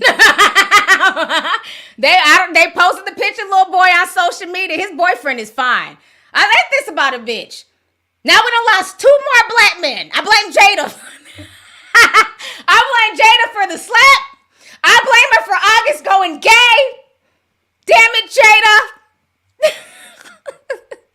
Somebody said August was fucking the whole family, including the son. Y'all are messy. Get out my chat. Get out my chat. They said August was fucking the whole family. Y'all are messy as hell tonight. I swear. Yeah. So I don't feel bad. I don't feel bad at all. You know, soul ties are real. You know, Jada was doing too much. You know, Will Pac. She done had Will, you know, Will turned into Tupac. She done talked about Pac so much. Wasn't she commenting on Keefy D the other day? I said, damn, here we go again. Yeah, you know, I heard about it. I just wanted to say rest in peace, Tupac, Jada. Just stop. Just stop. Just quit embarrassing Will, sis. Y'all know Will Smith is a calm man. We ain't never seen Will Smith act like that. Okay? He was like, she's still in love with Tupac. Keep my fucking wife's name out your mouth. He was projecting all of that anger onto Chris Rock. He was really mad at August. He wanted to say, keep your big dick out my wife's mouth. Okay, I'm done. We gotta get off this topic. I'm done. Oh my gosh, I'm done. That's really what he wanted had to say. Okay, he was like, damn, she over here fucking this little boy and shit. But then, you know, poor Chris Rock, you know what I'm saying? He got the brunt of Will Smith's anger, cuz he got the brunt of Will Smith's anger. You know, Chris Rock, I'm just telling a joke. Will Smith walked up there like fucking Will pocket shit and just bitch slapped him. Bam! Like, man, Jada got these dudes out here wilding. She got them out here wilding. But, you know, Jada, you know, I'm still a fan. I've been a fan since A Different World. You know what I mean? It is what it is. Their situation don't affect me one way or another, but it's funny to talk about. You know, it's definitely funny to talk about. But I wish her the best with her book. You know, good luck with the sales of the book. All right, y'all, we about to get out this topic. Oh, my gosh. How many people we got? We got over 9,000 people in here. Shout out to everybody in here. Please hit the like button. We got 2,800 likes. We need more likes. If you guys are enjoying this stream, please hit the like button. It's free. Hit the like button. Thank y'all for coming through. Let me see here. Let me read some of these super chats. Deanna sent $9.99. Thank you so much for coming through. KK sent $49.99. Hold on, my screen just refreshed. Hold up. Let me see if I can scroll back up. Okay, I can't find it. It just like disappeared. Where did it go? Where did it go? Okay, I'm gonna read another one. Hopefully it'll come back. Nicole sent $25. She says, hey T, just caught the live. Sorry if I missed it. Do you have any more updates on Mobad? I never heard of him until you talked about his story. He's been on my mind since. Girl, the Mobad situation is even worse. I think at this point, I'm still giving everybody the side eye, but now they're saying it might have been his childhood friend involved. People are saying there was juju involved. We're going to have to say that for another stream. But it's more twists and turns. They're saying that Naira Marley didn't have anything to do with it, but the police are still looking into him for bullying Mobad. They're saying that Sam Larry didn't have anything to do with it because they were out of the country. So the initial suspects that everybody was suspecting, it's coming out that more and more that they didn't have anything to do with it. But people are still giving the wife and the wife's family the side eye, the childhood friend, and a lot of people are saying that it's juju. You know what I'm saying? So, but I will keep you guys posted. It is a mess. It is a mess. I'm still keeping up with all the Nigerian tea. But thank you for the super chat, sis. Let me see here. Love says, my husband now asks, what's your girl talking about? He's a tea sipper. Shout out to all the husband and the boyfriend tea sippers. Shout out to y'all. Thank y'all for supporting y'all's girlfriends. You know what I'm saying? Thank y'all for letting them watch me when I'm live.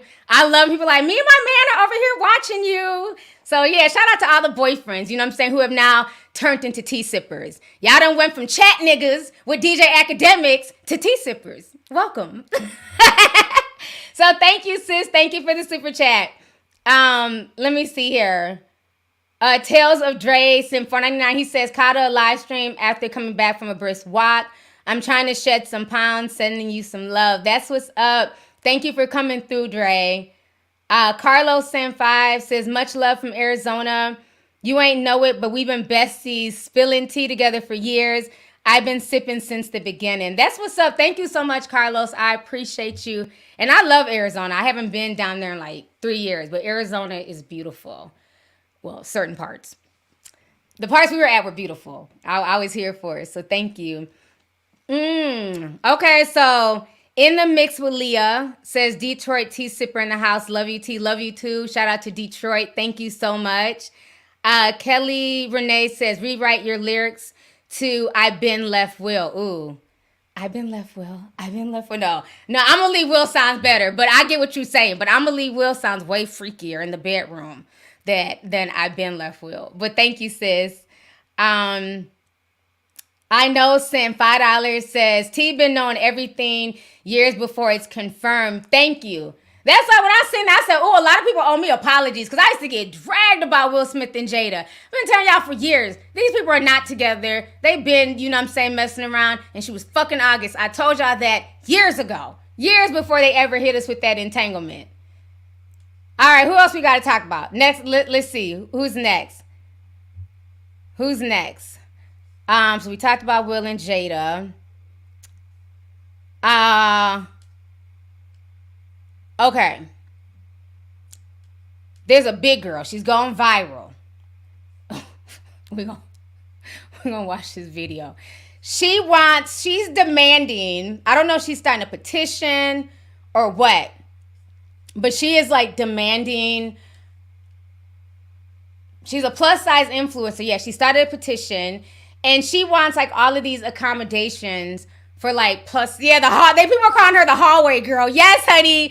Eyes to the soul, the hallway girl. So we're gonna watch her demand. She has a lot of demands. She wants people to like sign this petition for all the big girls. But a lot of my homegirls who are big are like, this broad is crazy. She's crazy as hell. So we're gonna watch this here. Hold on. Let me Let me click on this. Much as anybody else. And today I'm going to cover what we are looking for in accessible, size-inclusive hotel amenities. Size-inclusive hotel amenities are crucial for ensuring that plus-size travelers feel welcomed, accommodated, and comfortable during their stay. We deserve an environment that respects our needs and body diversity. These are the exact steps that hotels can take to be more size-inclusive and accessible for travelers of all sizes. Number 1 on the list, provide sturdy, wider chairs without armrests in guest rooms, lobbies, and common areas to accommodate different body sizes and types. Number 2 on the list, ensure beds with strong support and a higher weight capacity, along with providing reinforced chairs and wider bathroom facilities. Number 3, make elevators and hallways spacious to allow for easy movement of larger individuals and those utilizing mobility devices. Number 4, install grab bars in showers and near toilets. Offer adjustable handheld shower heads and raised toilet seats for added accessibility. Number 5, train staff to be respectful, understanding, and accommodating to travelers of all sizes. Number 6, provide pool lifts and handrails at the entry of the pool. This will allow for plus-size guests and guests with different abilities to enjoy all amenities. Number 7, hotel restaurants should have roomy seating options and sturdy chairs, ensuring that everybody can dine comfortably. Number 8, offer larger beach and pool seating. Provide oversized loungers and seating at the beach and pool areas, allowing travelers of all sizes and abilities to be comfortable. Number 9, hotels should provide size-inclusive bathrobes. These should go up to a size 6X and beyond. And hotels should also provide bath sheets or plus-size friendly towels so that travelers of all sizes and abilities can use them comfortably. And last but not least, this is an important one. Display clear and accurate information on these amenities on hotel websites. Include weight limits, seat dimensions, and things like that. And include information on the size-inclusive amenities available. This will help plus-size travelers make informed decisions. By implementing these size-inclusive hotel amenities, hotels can become more inclusive and accommodating. Be sure to hit that follow button as much as anybody else. All right. Y'all got me cracking up in the comments. They said not hallway Karen. Girl, if you don't sit your ass down somewhere, first of all, not her having this list of demands, not the tiny violin. She got a whole list of demands. But do y'all notice she didn't say anything about accommodations in the gym? She didn't say, make the bench, the gym bench, where people like lift weights and shit. Make sure that bench can accommodate, bigger people. Make sure the treadmill can accommodate, big legs. She didn't say anything about the gym. It was just, beds and towels and hallways. Girl, nobody's about to renovate an entire hotel for plus size people. They're just not going to do that. It's easier to either, work out, eat healthier than it is for them to knock down hallways to make them wider. I don't get this at all. But I'm starting to notice more of these videos, and to me, it's the sense of entitlement is real. It's just entitlement issues. It's so you want all this stuff changed, but nothing. She mentioned nothing about the gym facilities in the hotel. She didn't say they need to be open 24 hours. There needs to be, yoga instructors. Nothing about exercise and fitness at all. So I was cracking up. But yeah, that's going viral. I don't know if anybody signed the petition. Maybe some people have signed the petition. I don't know. I'm not signing it because I don't believe in entitlement. Girl, bye. Hallway Karen. We're not going to do that. Another thing that's going viral as well. We're going to hit on this real quick. Jason Lee. What is this about? People were sending me this morning. Jason Lee did an interview with DJ Academic. So we're going to listen to this really quick. It's on Twitter. Hold on. Let me scroll up a bit. Okay, let me share my tab. So this went viral today. Everybody was blowing up my phone about this. So DJ Academics did an interview with Jason Lee. It's very interesting how like all these bloggers and YouTubers are all clicking up. Very, very interesting. So, everybody's cross-promoting their platforms, honey, I guess. So we're going to go ahead and listen to what Jason Lee had to say to DJ Academics. Am I showing this tab? Yes. How can I play this? Why is this not playing? Hold on. Is this muted? That's your girl. That's my girl. Let's all get on the phone. Riley's like her goon, right? But I didn't know Riley was the one that had punched Cardi at the party. So I'm trying to get. Got punched at the Harper Bazaar party when she had the knot on her head. I thought she just got hit with a shoe or something like a no, like she was going at Nikki and Rod jumped in on that. So I didn't know all that was happening. So when I called Rod to piece it up, you knew that was going. Yo, you're Jason Lee. No, listen. People give me more credit, like your boy Joe when I dropped that Tahiri interview. Everybody think on his birthday. No, hold on. If you remember, so when that happened, I called Rod. All right, so I just heard Jason, and basically he was saying that Cardi was punched by Ra Ali. Now I'm gonna say this. I don't understand like why he would put that out there, as y'all know today is her birthday. And then he also wrote like, oh, we're about to go viral. I don't know what was said. I'm gonna go viral. So I think he low-key said it, to go viral. So I didn't, I kind of thought it was wrong. It's like, why bring up the whole 2018 situation? Like that was so long ago. And you could tell like somebody hit her. If it wasn't Ra Ali, it was security, it was somebody who hit her on her forehead because she had the knot on her forehead after the Harper's Bazaar. But I just thought like it was just kind of messy. And I don't know if maybe he misspoke or he was just talking too fast or he didn't, he said it. But I was just like, why even bring that up? So a lot of people were dragging him. He's been trending all day on Twitter. A lot of people were dragging him all over social media for that. Like, why would you even say something like that? Why would you bring that up from 2018? So I don't know. I thought it was just kind of messy. And then even like the other day, he was on the Breakfast Club and they were dragging him for this because he came out and said that Atlantic Records president said he was paid. I don't know if I can play this. Let me see. Because sometimes Breakfast Club be trying to copyright stuff. So I'll see if I can play a snippet of it. Cardi B wasn't expecting this fame. That's because you on Cardi payroll. I'm not on. Don't say that. No. I'm Cardi B Both of y'all on I'm Cardi B payroll. Unlocked. I'm Cardi B Unlocked. You're Cardi B But it's the Unlocked. truth about Cardi B, and you would say the same. We've known Cardi before. Don't the tell fame. me I'm on Cardi's payroll. You are. Can I say this? Because I know Mike Kaiser's listening. Atlantic actually. Wow, you just gonna put the plug out there. You don't even care, Jason. Now you really gonna fuel the internet. Julie Greenwald, let put her out there. Drop a bomb. Okay. Wow. They actually pay, Internet, you caught us. They actually pay the least. Matter of fact, let's put that out there in terms of marketing, and they should be paying money. But anyway, All right, so y'all just heard what he had to say. So that's also going viral. So I don't know. I don't get it, but I hate that whole, being on Cardi B's payroll. Y'all be saying that about me, and it's stupid because, like I said, I actually will hold her accountable when she's wrong. When she's wrong, I hold her accountable. And it's so funny because when I do hold her accountable, it's like, oh, you don't hear the payroll comments. But the second I'm like, okay, no, this person was wrong. She wasn't in the wrong here. Then I'm on her payroll. It's like you can't win for lose.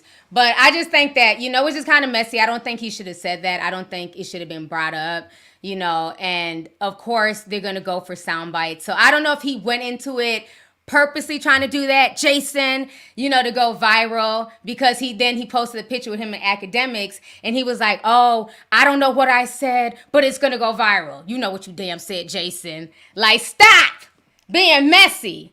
So yeah, people were asking me about that. That's all I got to say, honey. Let me see here.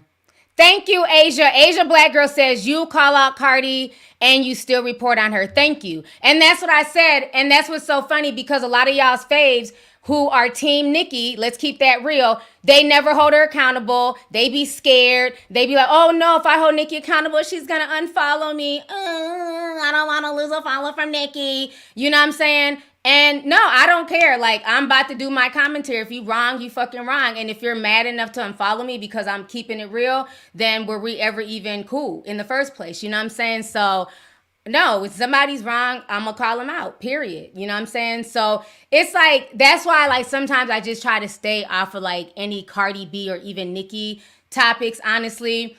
Because, again, the fandoms make it where it's not fun. You know, like, remember when the whole thing happened with Cardi in the water and she threw the microphone? And I called her out on that. I'm like, that's not cool. When you have something to lose, you can't be moving like that. I was one of the few people who actually called her out.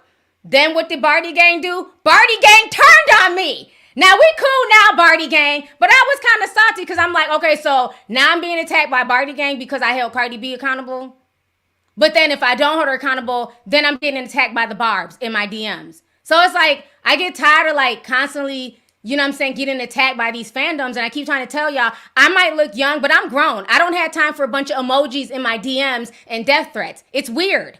I don't have time for y'all like to keep cussing me out over an opinion on the internet. It's just strange. You feel me?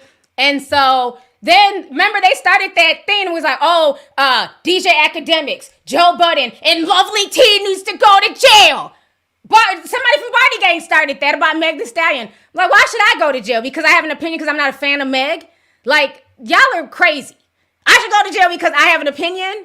You know what I'm saying? So they were mad at me, but we good now, Barty Gang. Y'all know I don't stay mad for long. So yes, I see the red shoes in the chat. We're good, okay? But I had to check Barty Gang for a while because I'm like, y'all's not going to keep attacking me if I'm holding her accountable when she's wrong. You know what I'm saying? So, and I just find that funny because like I said, when other people's faves are wrong, it's crickets from those commentators. All of a sudden, ain't no videos to be found, but let Cardi even breathe 50 videos about Cardi. So it's like, y'all don't even be fair in y'all's commentary. You know what I'm saying? Like, do commentary on all of them and hold them accountable when they're wrong.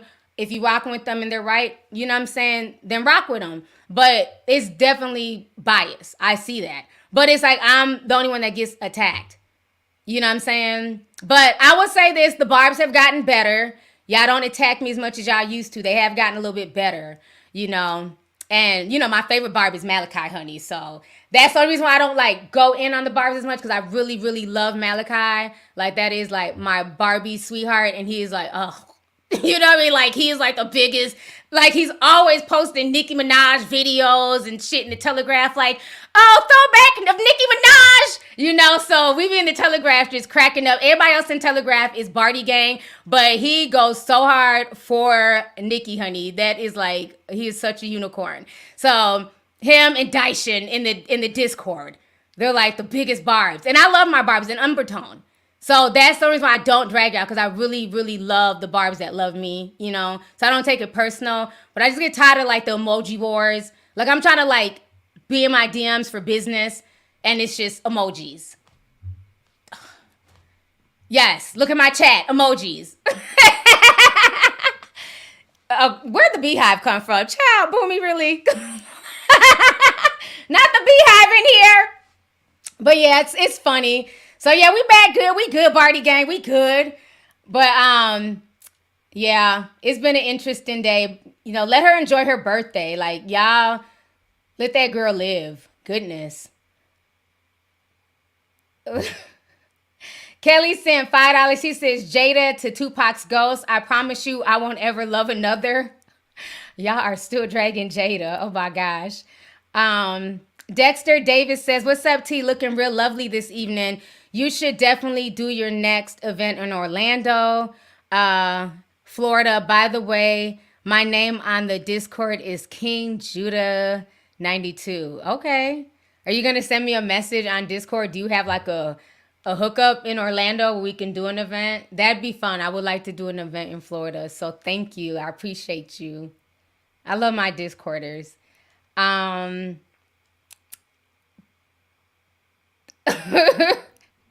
Wait, okay, hold on. Daisy Ray sent $1.99. She said she told August don't see other girls but was married. Are you serious? So August wasn't able to have no side chicks? Oh, wow. I see why he ran to that boy. He's like, I was free now. I want to try it all. That's crazy.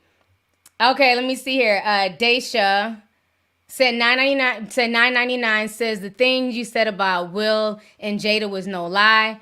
My husband was in the hospital from a bad accident in 2016, and that's when he started watching you with the receipts. I think he got a crush on you. Child, not your husband having a crush on me. Well, thank you to you and your husband. I appreciate that. Thank you. I won't act on it because I'm like Jada. I don't do married men and people in relationships. You know, they gotta be all the way single, but thank you and your husband for supporting me, sis. I appreciate it. Big Booty Jersey. Okay.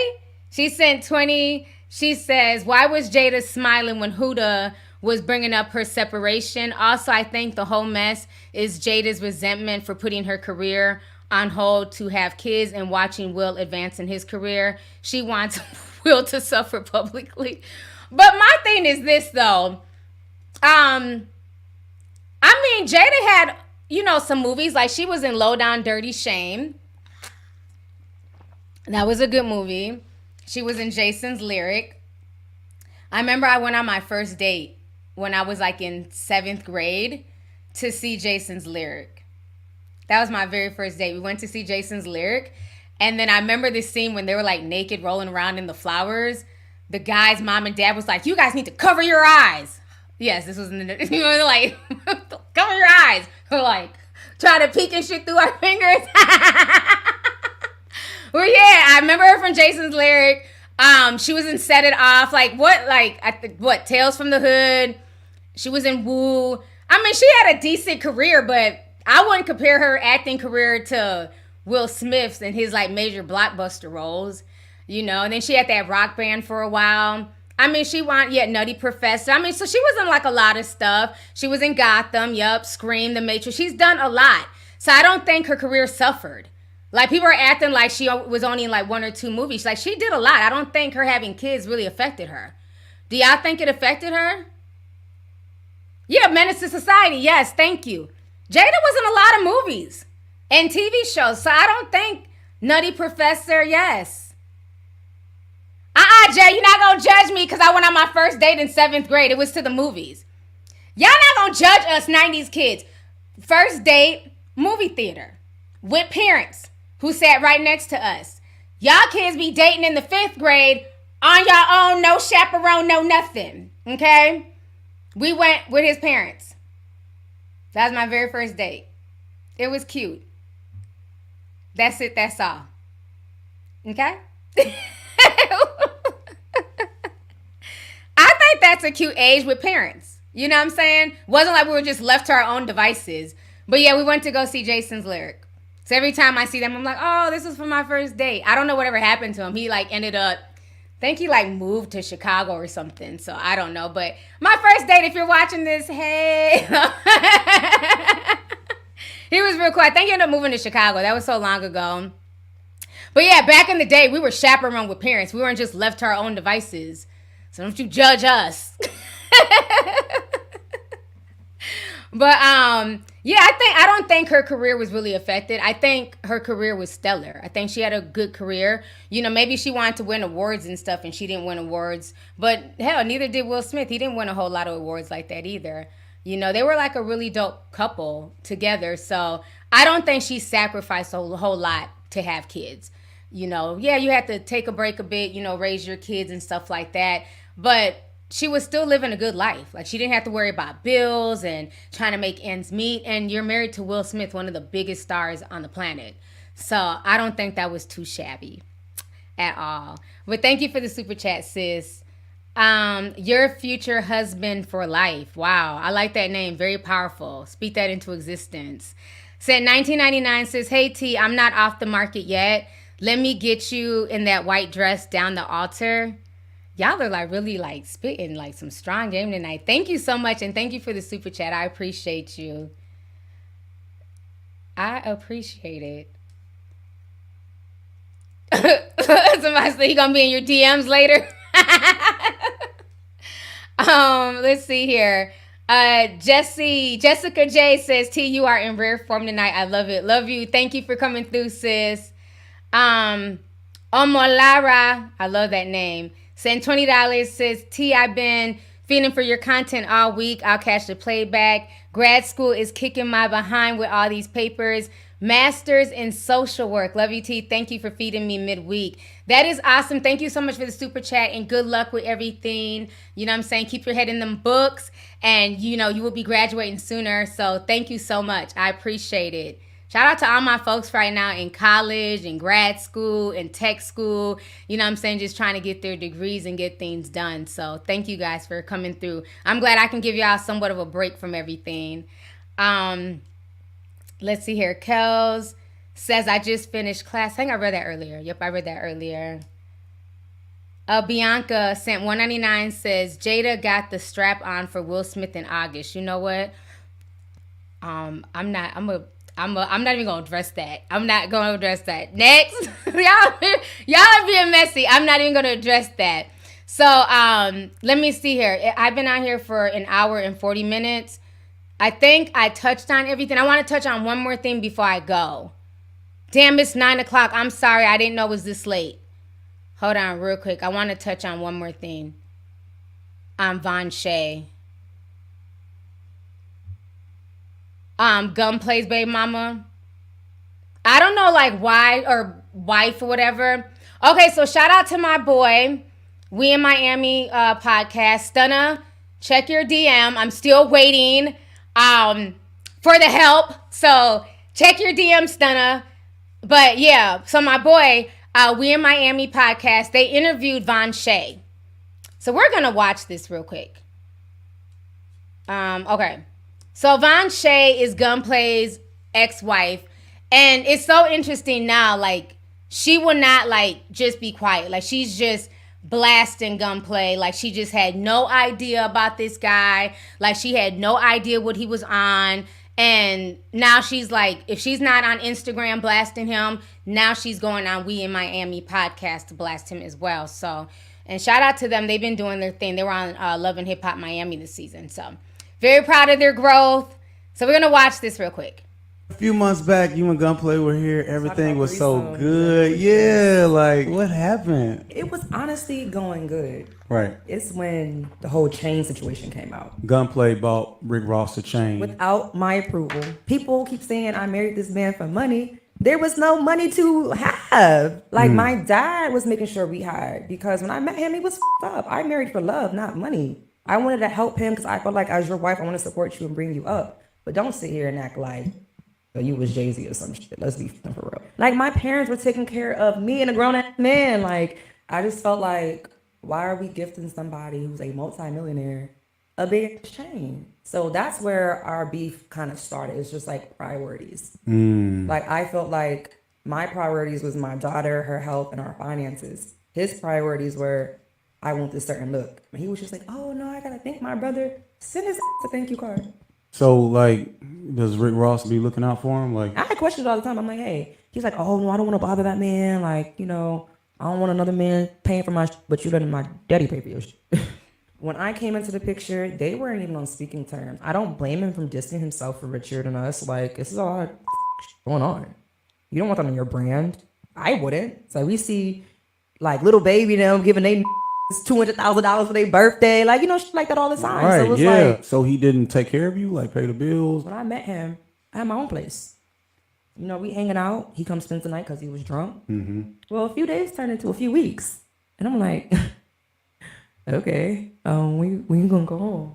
He goes, we might as well just live together. Like, I've been here. I'm like, you know what? F- it. You've been here. It's been like a month and a half now. So I'm like, you know what? F- it. Let's move in together. Right. We moved in together. We was having fun off of my dad's expense. I found out I was pregnant. We were dating. We hadn't even known each other long enough. Like, what the f- am I gonna do with a whole baby right now? Right. And clearly he wasn't nowhere near financially stable. So I'm like, damn, we finna bring a baby into a broke house. You guys would always go raw? Yeah. Well, at first, Like, what percent would he pull out? Like half of the time or majority of the time. majority? Don't be a dumbass like me. The love, the d- all that, it ain't worth it. Not gonna go So back he to my real stuff. so he was better in bed than like the other guys? I mean, That hood hit different. it was good, but oh my god, it's getting hot in here. Girl, get your ass up out of here with that bullshit. Fuck out of here. She needs a tiny fucking violin. First of all, you over here sprung out some damn coke dick. Let's start there, okay? Everybody knows about Gunplay and his issues. Like who the fuck thought Gunplay was like some type of baller? Like, what the The fuck is you talking about? Like, everybody knows about Gunplay and his issues, okay? I guess for me, I don't like this because I feel like she's talking as if she had like no idea about anything. You're 23, going on 24. You know how pregnancy works. So you're literally admitting that you're raw dogging him, but then you're shocked that you get pregnant. To me, she just wants to be on television. That's all I get, is that this is somebody who just wants social media fame. They want to be invited back to Love and Hip Hop because she has nothing else going for herself. Now, granted, she do got her degree. She went to college. But again, book smarts and street smarts are two different things. Okay? Because if she was really about her book smarts, she would have been looking for a guy on her level. A guy who was also in college getting his degree, not some old cokehead. Because Gunplay is like 40 plus. She's 23. You mean to tell me she couldn't have pulled another 23 to 30-year-old who was on his shit? And then it's like you're talking bad about him and you're saying he's broke and Rick Ross don't look out for him and Little Baby be throwing, his dudes 250 grand. You're talking all this shit about him. Meanwhile, you had his child. That's the thing I don't understand. Oh, Gunplay is 44. Oh, yeah, Gunplay is big and grown. Yeah, she's 23. A lot of y'all, young girls be looking a lot older. Yeah, she's only 23. I thought she was older than that. I didn't know she was only 23. So, again,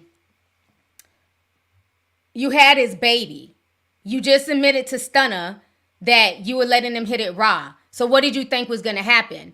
And so it's like you're talking about because of his drug issues, your baby has health problems. That's what she was ranting about the other day.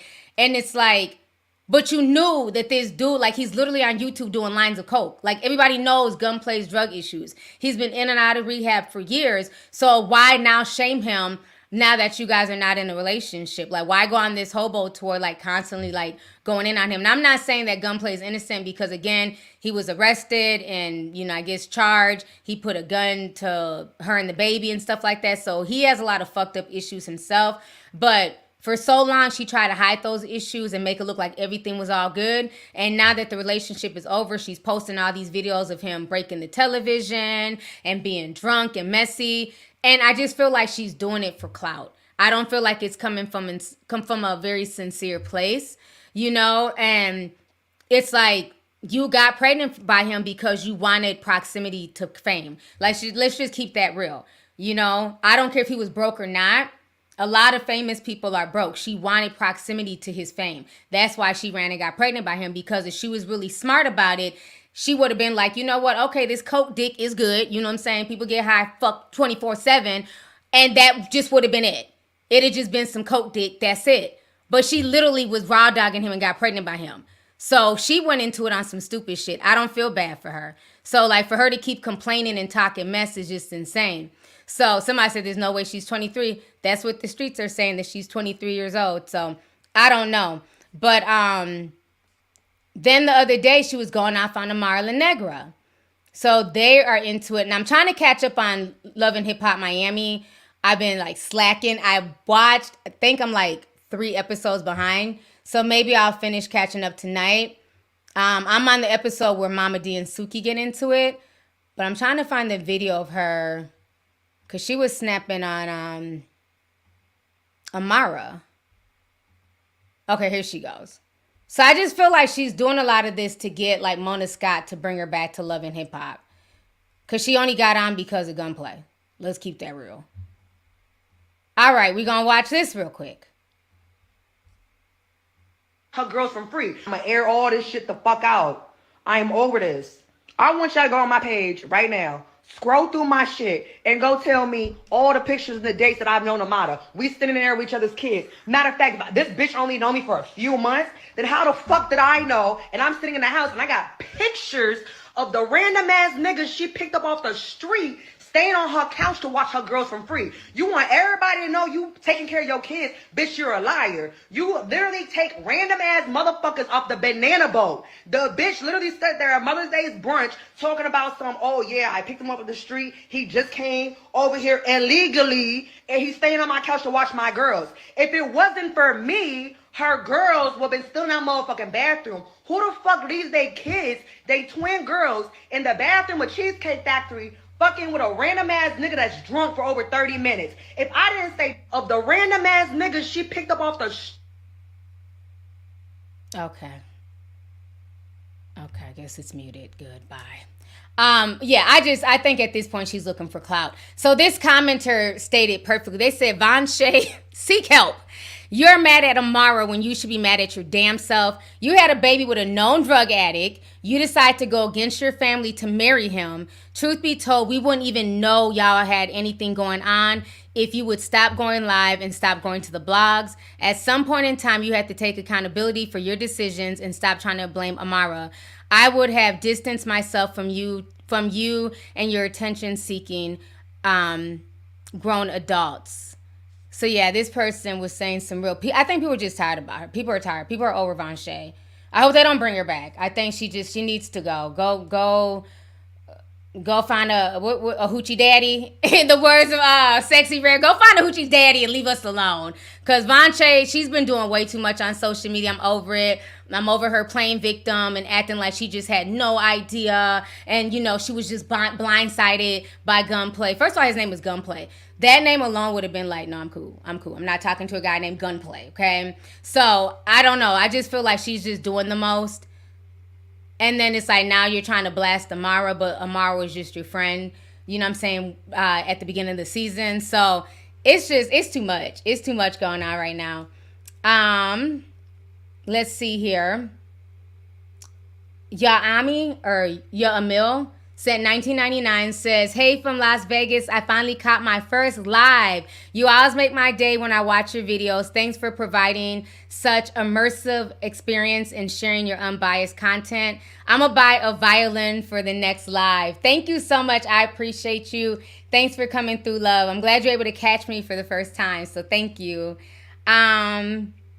Romello sent $5. He says, girl, keep doing what you're doing. I haven't watched in a while, but I'm back, LOL. Thank you, Romello. I'm glad you're back. Thanks for coming through tonight.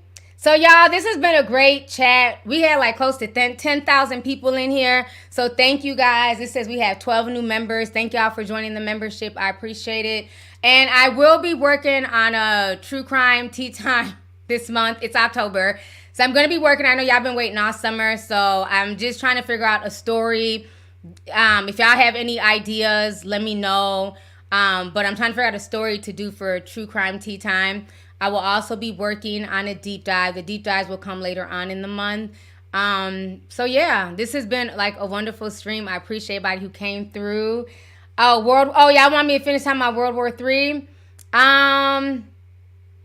What time is it? It's 9:10, y'all. It's getting late. Okay, World War III, since y'all are saying that in the chat. What team? I'm not on team anybody. Palestine and Israel. I'm not on team anybody. I think it's messed up, though, what's happening. Dang, I don't want to say too much, but okay, let me say this before I go, and then I'm going to run up off of here. The whole thing sounds suspect. This is what we were saying in Discord. I feel like something about it does not feel right. Maybe I'm wrong. Maybe, I'm a conspiracy theorist. Maybe I'm reaching. But for years, right, Israel is known to have one of the toughest surveillance systems. Let's not forget, Mossad comes from Israel, right? Let's not forget Ghislaine Maxwell. Her daddy was a part of the Israeli Mossad. Okay, if y'all want to go down that rabbit hole, who her daddy was and his ties to Jeffrey Epstein, go down that rabbit hole. I'm not going to talk about it right now. But anyways, they got Mossad. They have all this technology. They have the Iron Dome. So for y'all who don't know, there's this huge dome that when they, get alerts that attacks, missiles and stuff are coming towards Israel, this huge dome that they put together, I think in 2011, is supposed to cover Israel. And then the dome is supposed to block off, rockets. It's supposed to just bounce off the dome. And I just find it very interesting that a country who has some of the best, people who done trapped some of the biggest politicians globally in honeypot scams and child trafficking and all that shit, they missed this.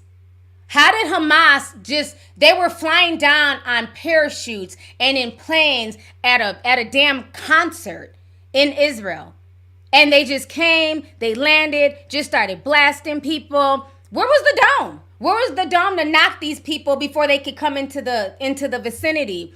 On top of that, I just find it very interesting that the surveillance and all this technical know-how that Israel has just didn't work.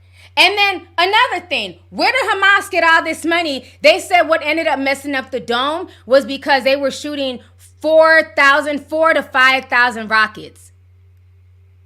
That's a lot of money. Who is funding this shit? Can we ask some real questions? Besides Nikki Haley saying, yes, y'all need to go to war. Y'all need to kill all these people. Y'all need to do this and that to Gaza. Like, can we ask some real questions? Like, who's funding them? Where did they get money for these powerful rockets that were able to even infiltrate the dome? Because they got shot with so many rockets that the dome failed. It failed. So I just feel like there's more to it. I feel like it's so much global unrest going on politically. Like, again, we have all these coups going on in West Africa. Who is that? Prigozhin, you know what I'm saying? One of the leaders of the Wagner group. He was killed a few months ago.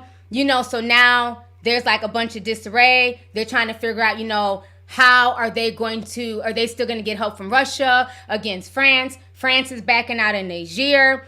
And then you have China, who's still trying to invade Taiwan, because they're trying to get access to the semiconductors and all this stuff. I just feel like there's so much going on right now. It's mind-boggling.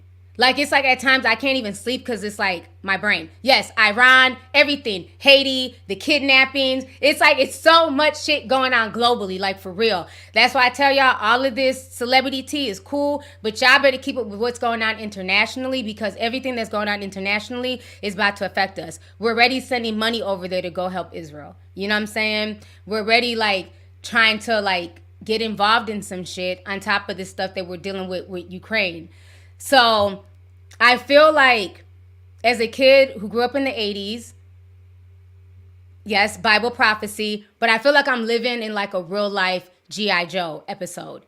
Like I grew up like every morning watching G.I. Joe before school. You know what I'm saying? G.I. Joe versus the Cobra Commander. And like, you know, the blue lasers versus the red lasers. I'm not the only person here who watched G.I. Joe. Like, I really feel like I'm like a real life episode of G.I. Joe. And everybody globally is fighting to control the New World Order.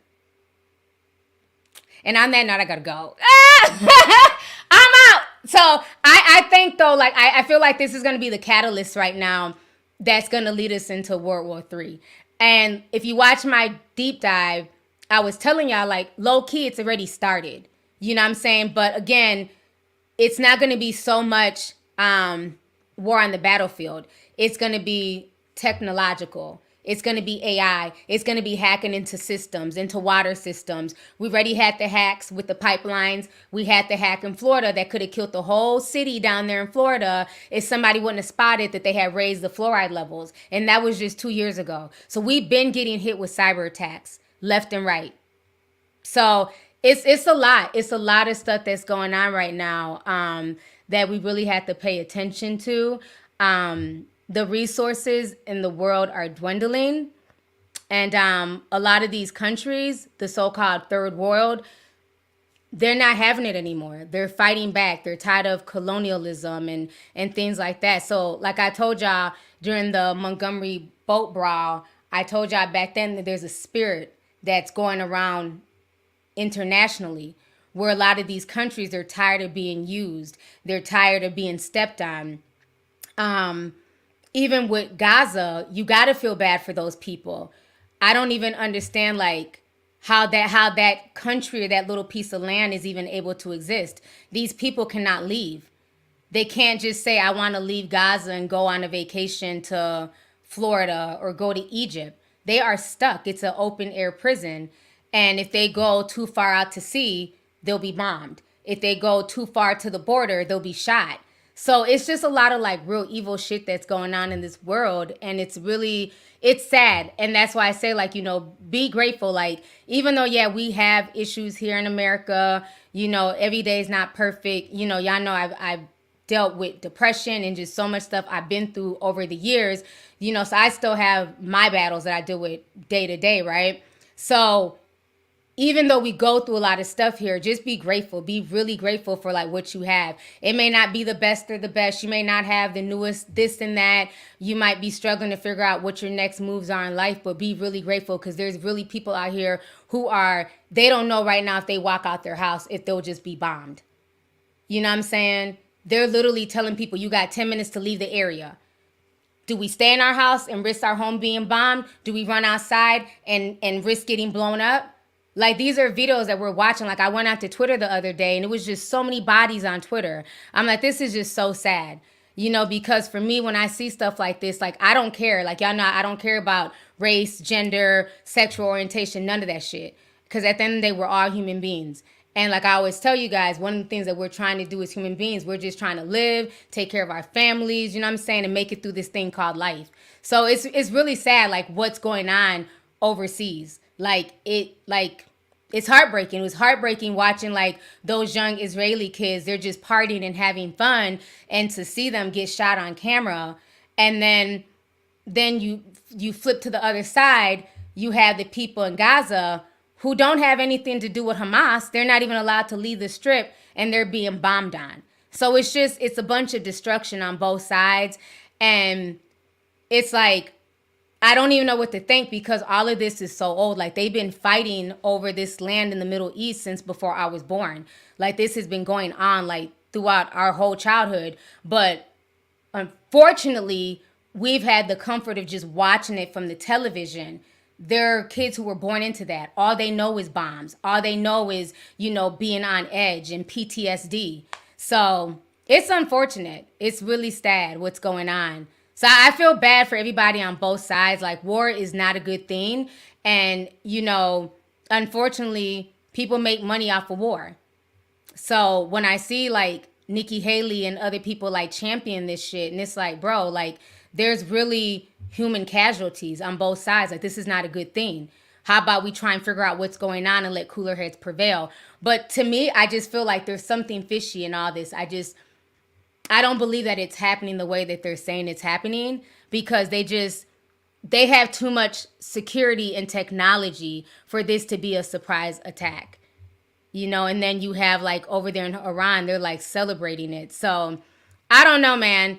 It's going to be a cold winter. That's all I'm going to say. It's going to be a cold winter. It's going to be a lot of stuff going on internationally. I'm going to keep y'all posted on everything in the Discord, of course. We'll continue to have our conversations in the international newsroom. I'm not going to do videos on it really on YouTube because they censor me on here, unfortunately. But I will try and create deep dives if need be on like certain topics. I will. But yeah, it's sad. Just be grateful that you guys are like in a safe place for the most part. We don't have to step out your house and have to deal with like, you know, not knowing if you're going to be bombed on. So what's happening over there is serious.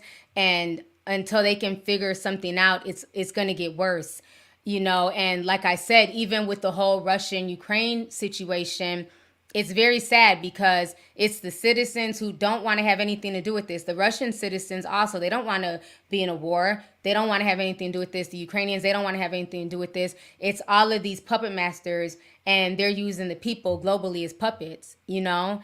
And it's a lot. And if you think this is bad, wait until the water wars come, you know? You have countries right now that are fighting over control of the Nile River. The Euphrates River is down. Like, we can go without cars. We can go without semiconductors. But you can only live so long without water. So that's when it's really going to get bad. When you're talking about resources that are a matter of life and death. So I don't know. It's scary. I feel like we are living, the world is a stage. And I just feel like we're living like in a world stage right now. I feel like a lot of Bible prophecy is coming to pass. You know, revelations, all that stuff. So yeah, it's insane. Somebody said, have you heard the Chicago Palestine situation? No, what happened in Chicago with Palestine? Like they're Chicago. Let me Google. Let me see if it comes up. Because I haven't heard. I'm not sure. Pro-Palestine march in Chicago's Loop.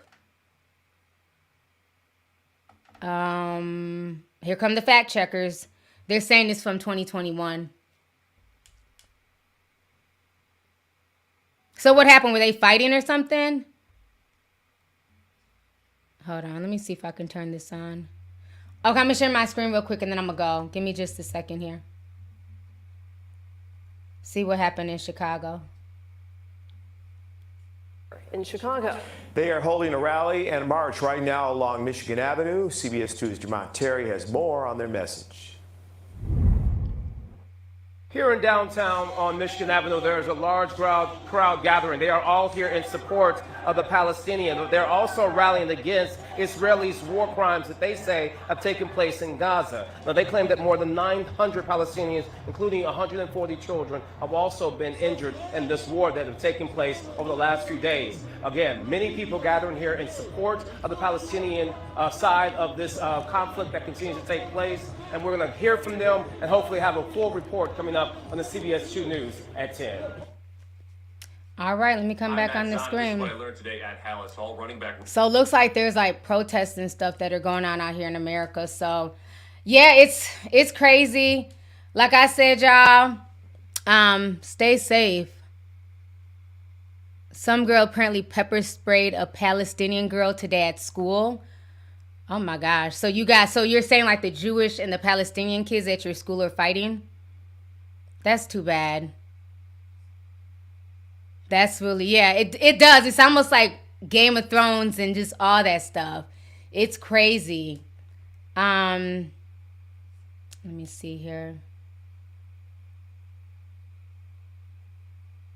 Okay, Miranda said, $4.99 says, we just need to love each other even through disagreements. You can agree to disagree. Stay blessed, sis. Exactly. Thank you so much. I appreciate you. The missus sent $20. She says the shortage in the military, there will be a draft. Yes, we've been talking about that for a while on Discord. And shout out to all my military people. You know, thank y'all for y'all service. But I think if things are continuing the way it's continuing, because like these kids, they're not trying to join the military. They all want to be on TikTok and be social media famous. So I do feel like if we end up having to get pulled into this potential World War III situation, they're going to bring back the draft. They've been saying that for a while. Remember that, what is the game? Is it Call of Duty? They put Nicki Minaj in there. And I was telling y'all, why do you think they're trying to have all these rapper characters voice Call of Duty? Because they're trying to appeal to the youth. You know, the Barbs are annoying. They're an army on the internet. Let's see if they will go on the front line and fight. You know what I mean? Like, calling out Barbs, go and, you know what I mean, apply for the military. But I feel like that's why they're putting a lot of celebrities in a lot of these, you know, video games, these military video games, is because they want to encourage the youth to join the draft. Not to get drafted, but to join the military. So, and if they don't join the military, if the Barbs do not go and sign up in droves for the Navy and the Marines, they are going to bring back the draft. That's being talked about for a while. So, and it's scary, you know what I'm saying? Because I'm a boy's mom. So, you know, to even think that the draft could happen again, because it hasn't been like that since the 60s, it's very, very scary to think about. So, all we can do is stay prayed up, you know what I'm saying, and just take one day at a time and just appreciate what you have and just appreciate, you know, that just understand your situation could be worse. So prayers to everybody. Like because I know I have like tea sippers that are, you know what I'm saying, Israeli and Palestinians, I can't even say it, Palestinian or whatever, from Palestine. Like, you know I had tea sippers from like all over the world. So I just wish, like, you know, everybody the best. And like I said, it's sad because all of this is like political. You know, it's the governments that are doing this, and it's the people that are suffering. The people are being used like pawns. So it's heartbreaking. It really is. So y'all, I've been out here for 2 hours. Shout out to everybody who came to the stream today. We got up to 10,000 people, so that was really dope. So thank you guys for coming through. Thank you everyone for the super chats and the love. I'll have more content out this week. I'm going to be working on True Crime Tea Time and a deep dive this month. So thank you guys. Everybody have a good night. Talk to y'all later. Bye.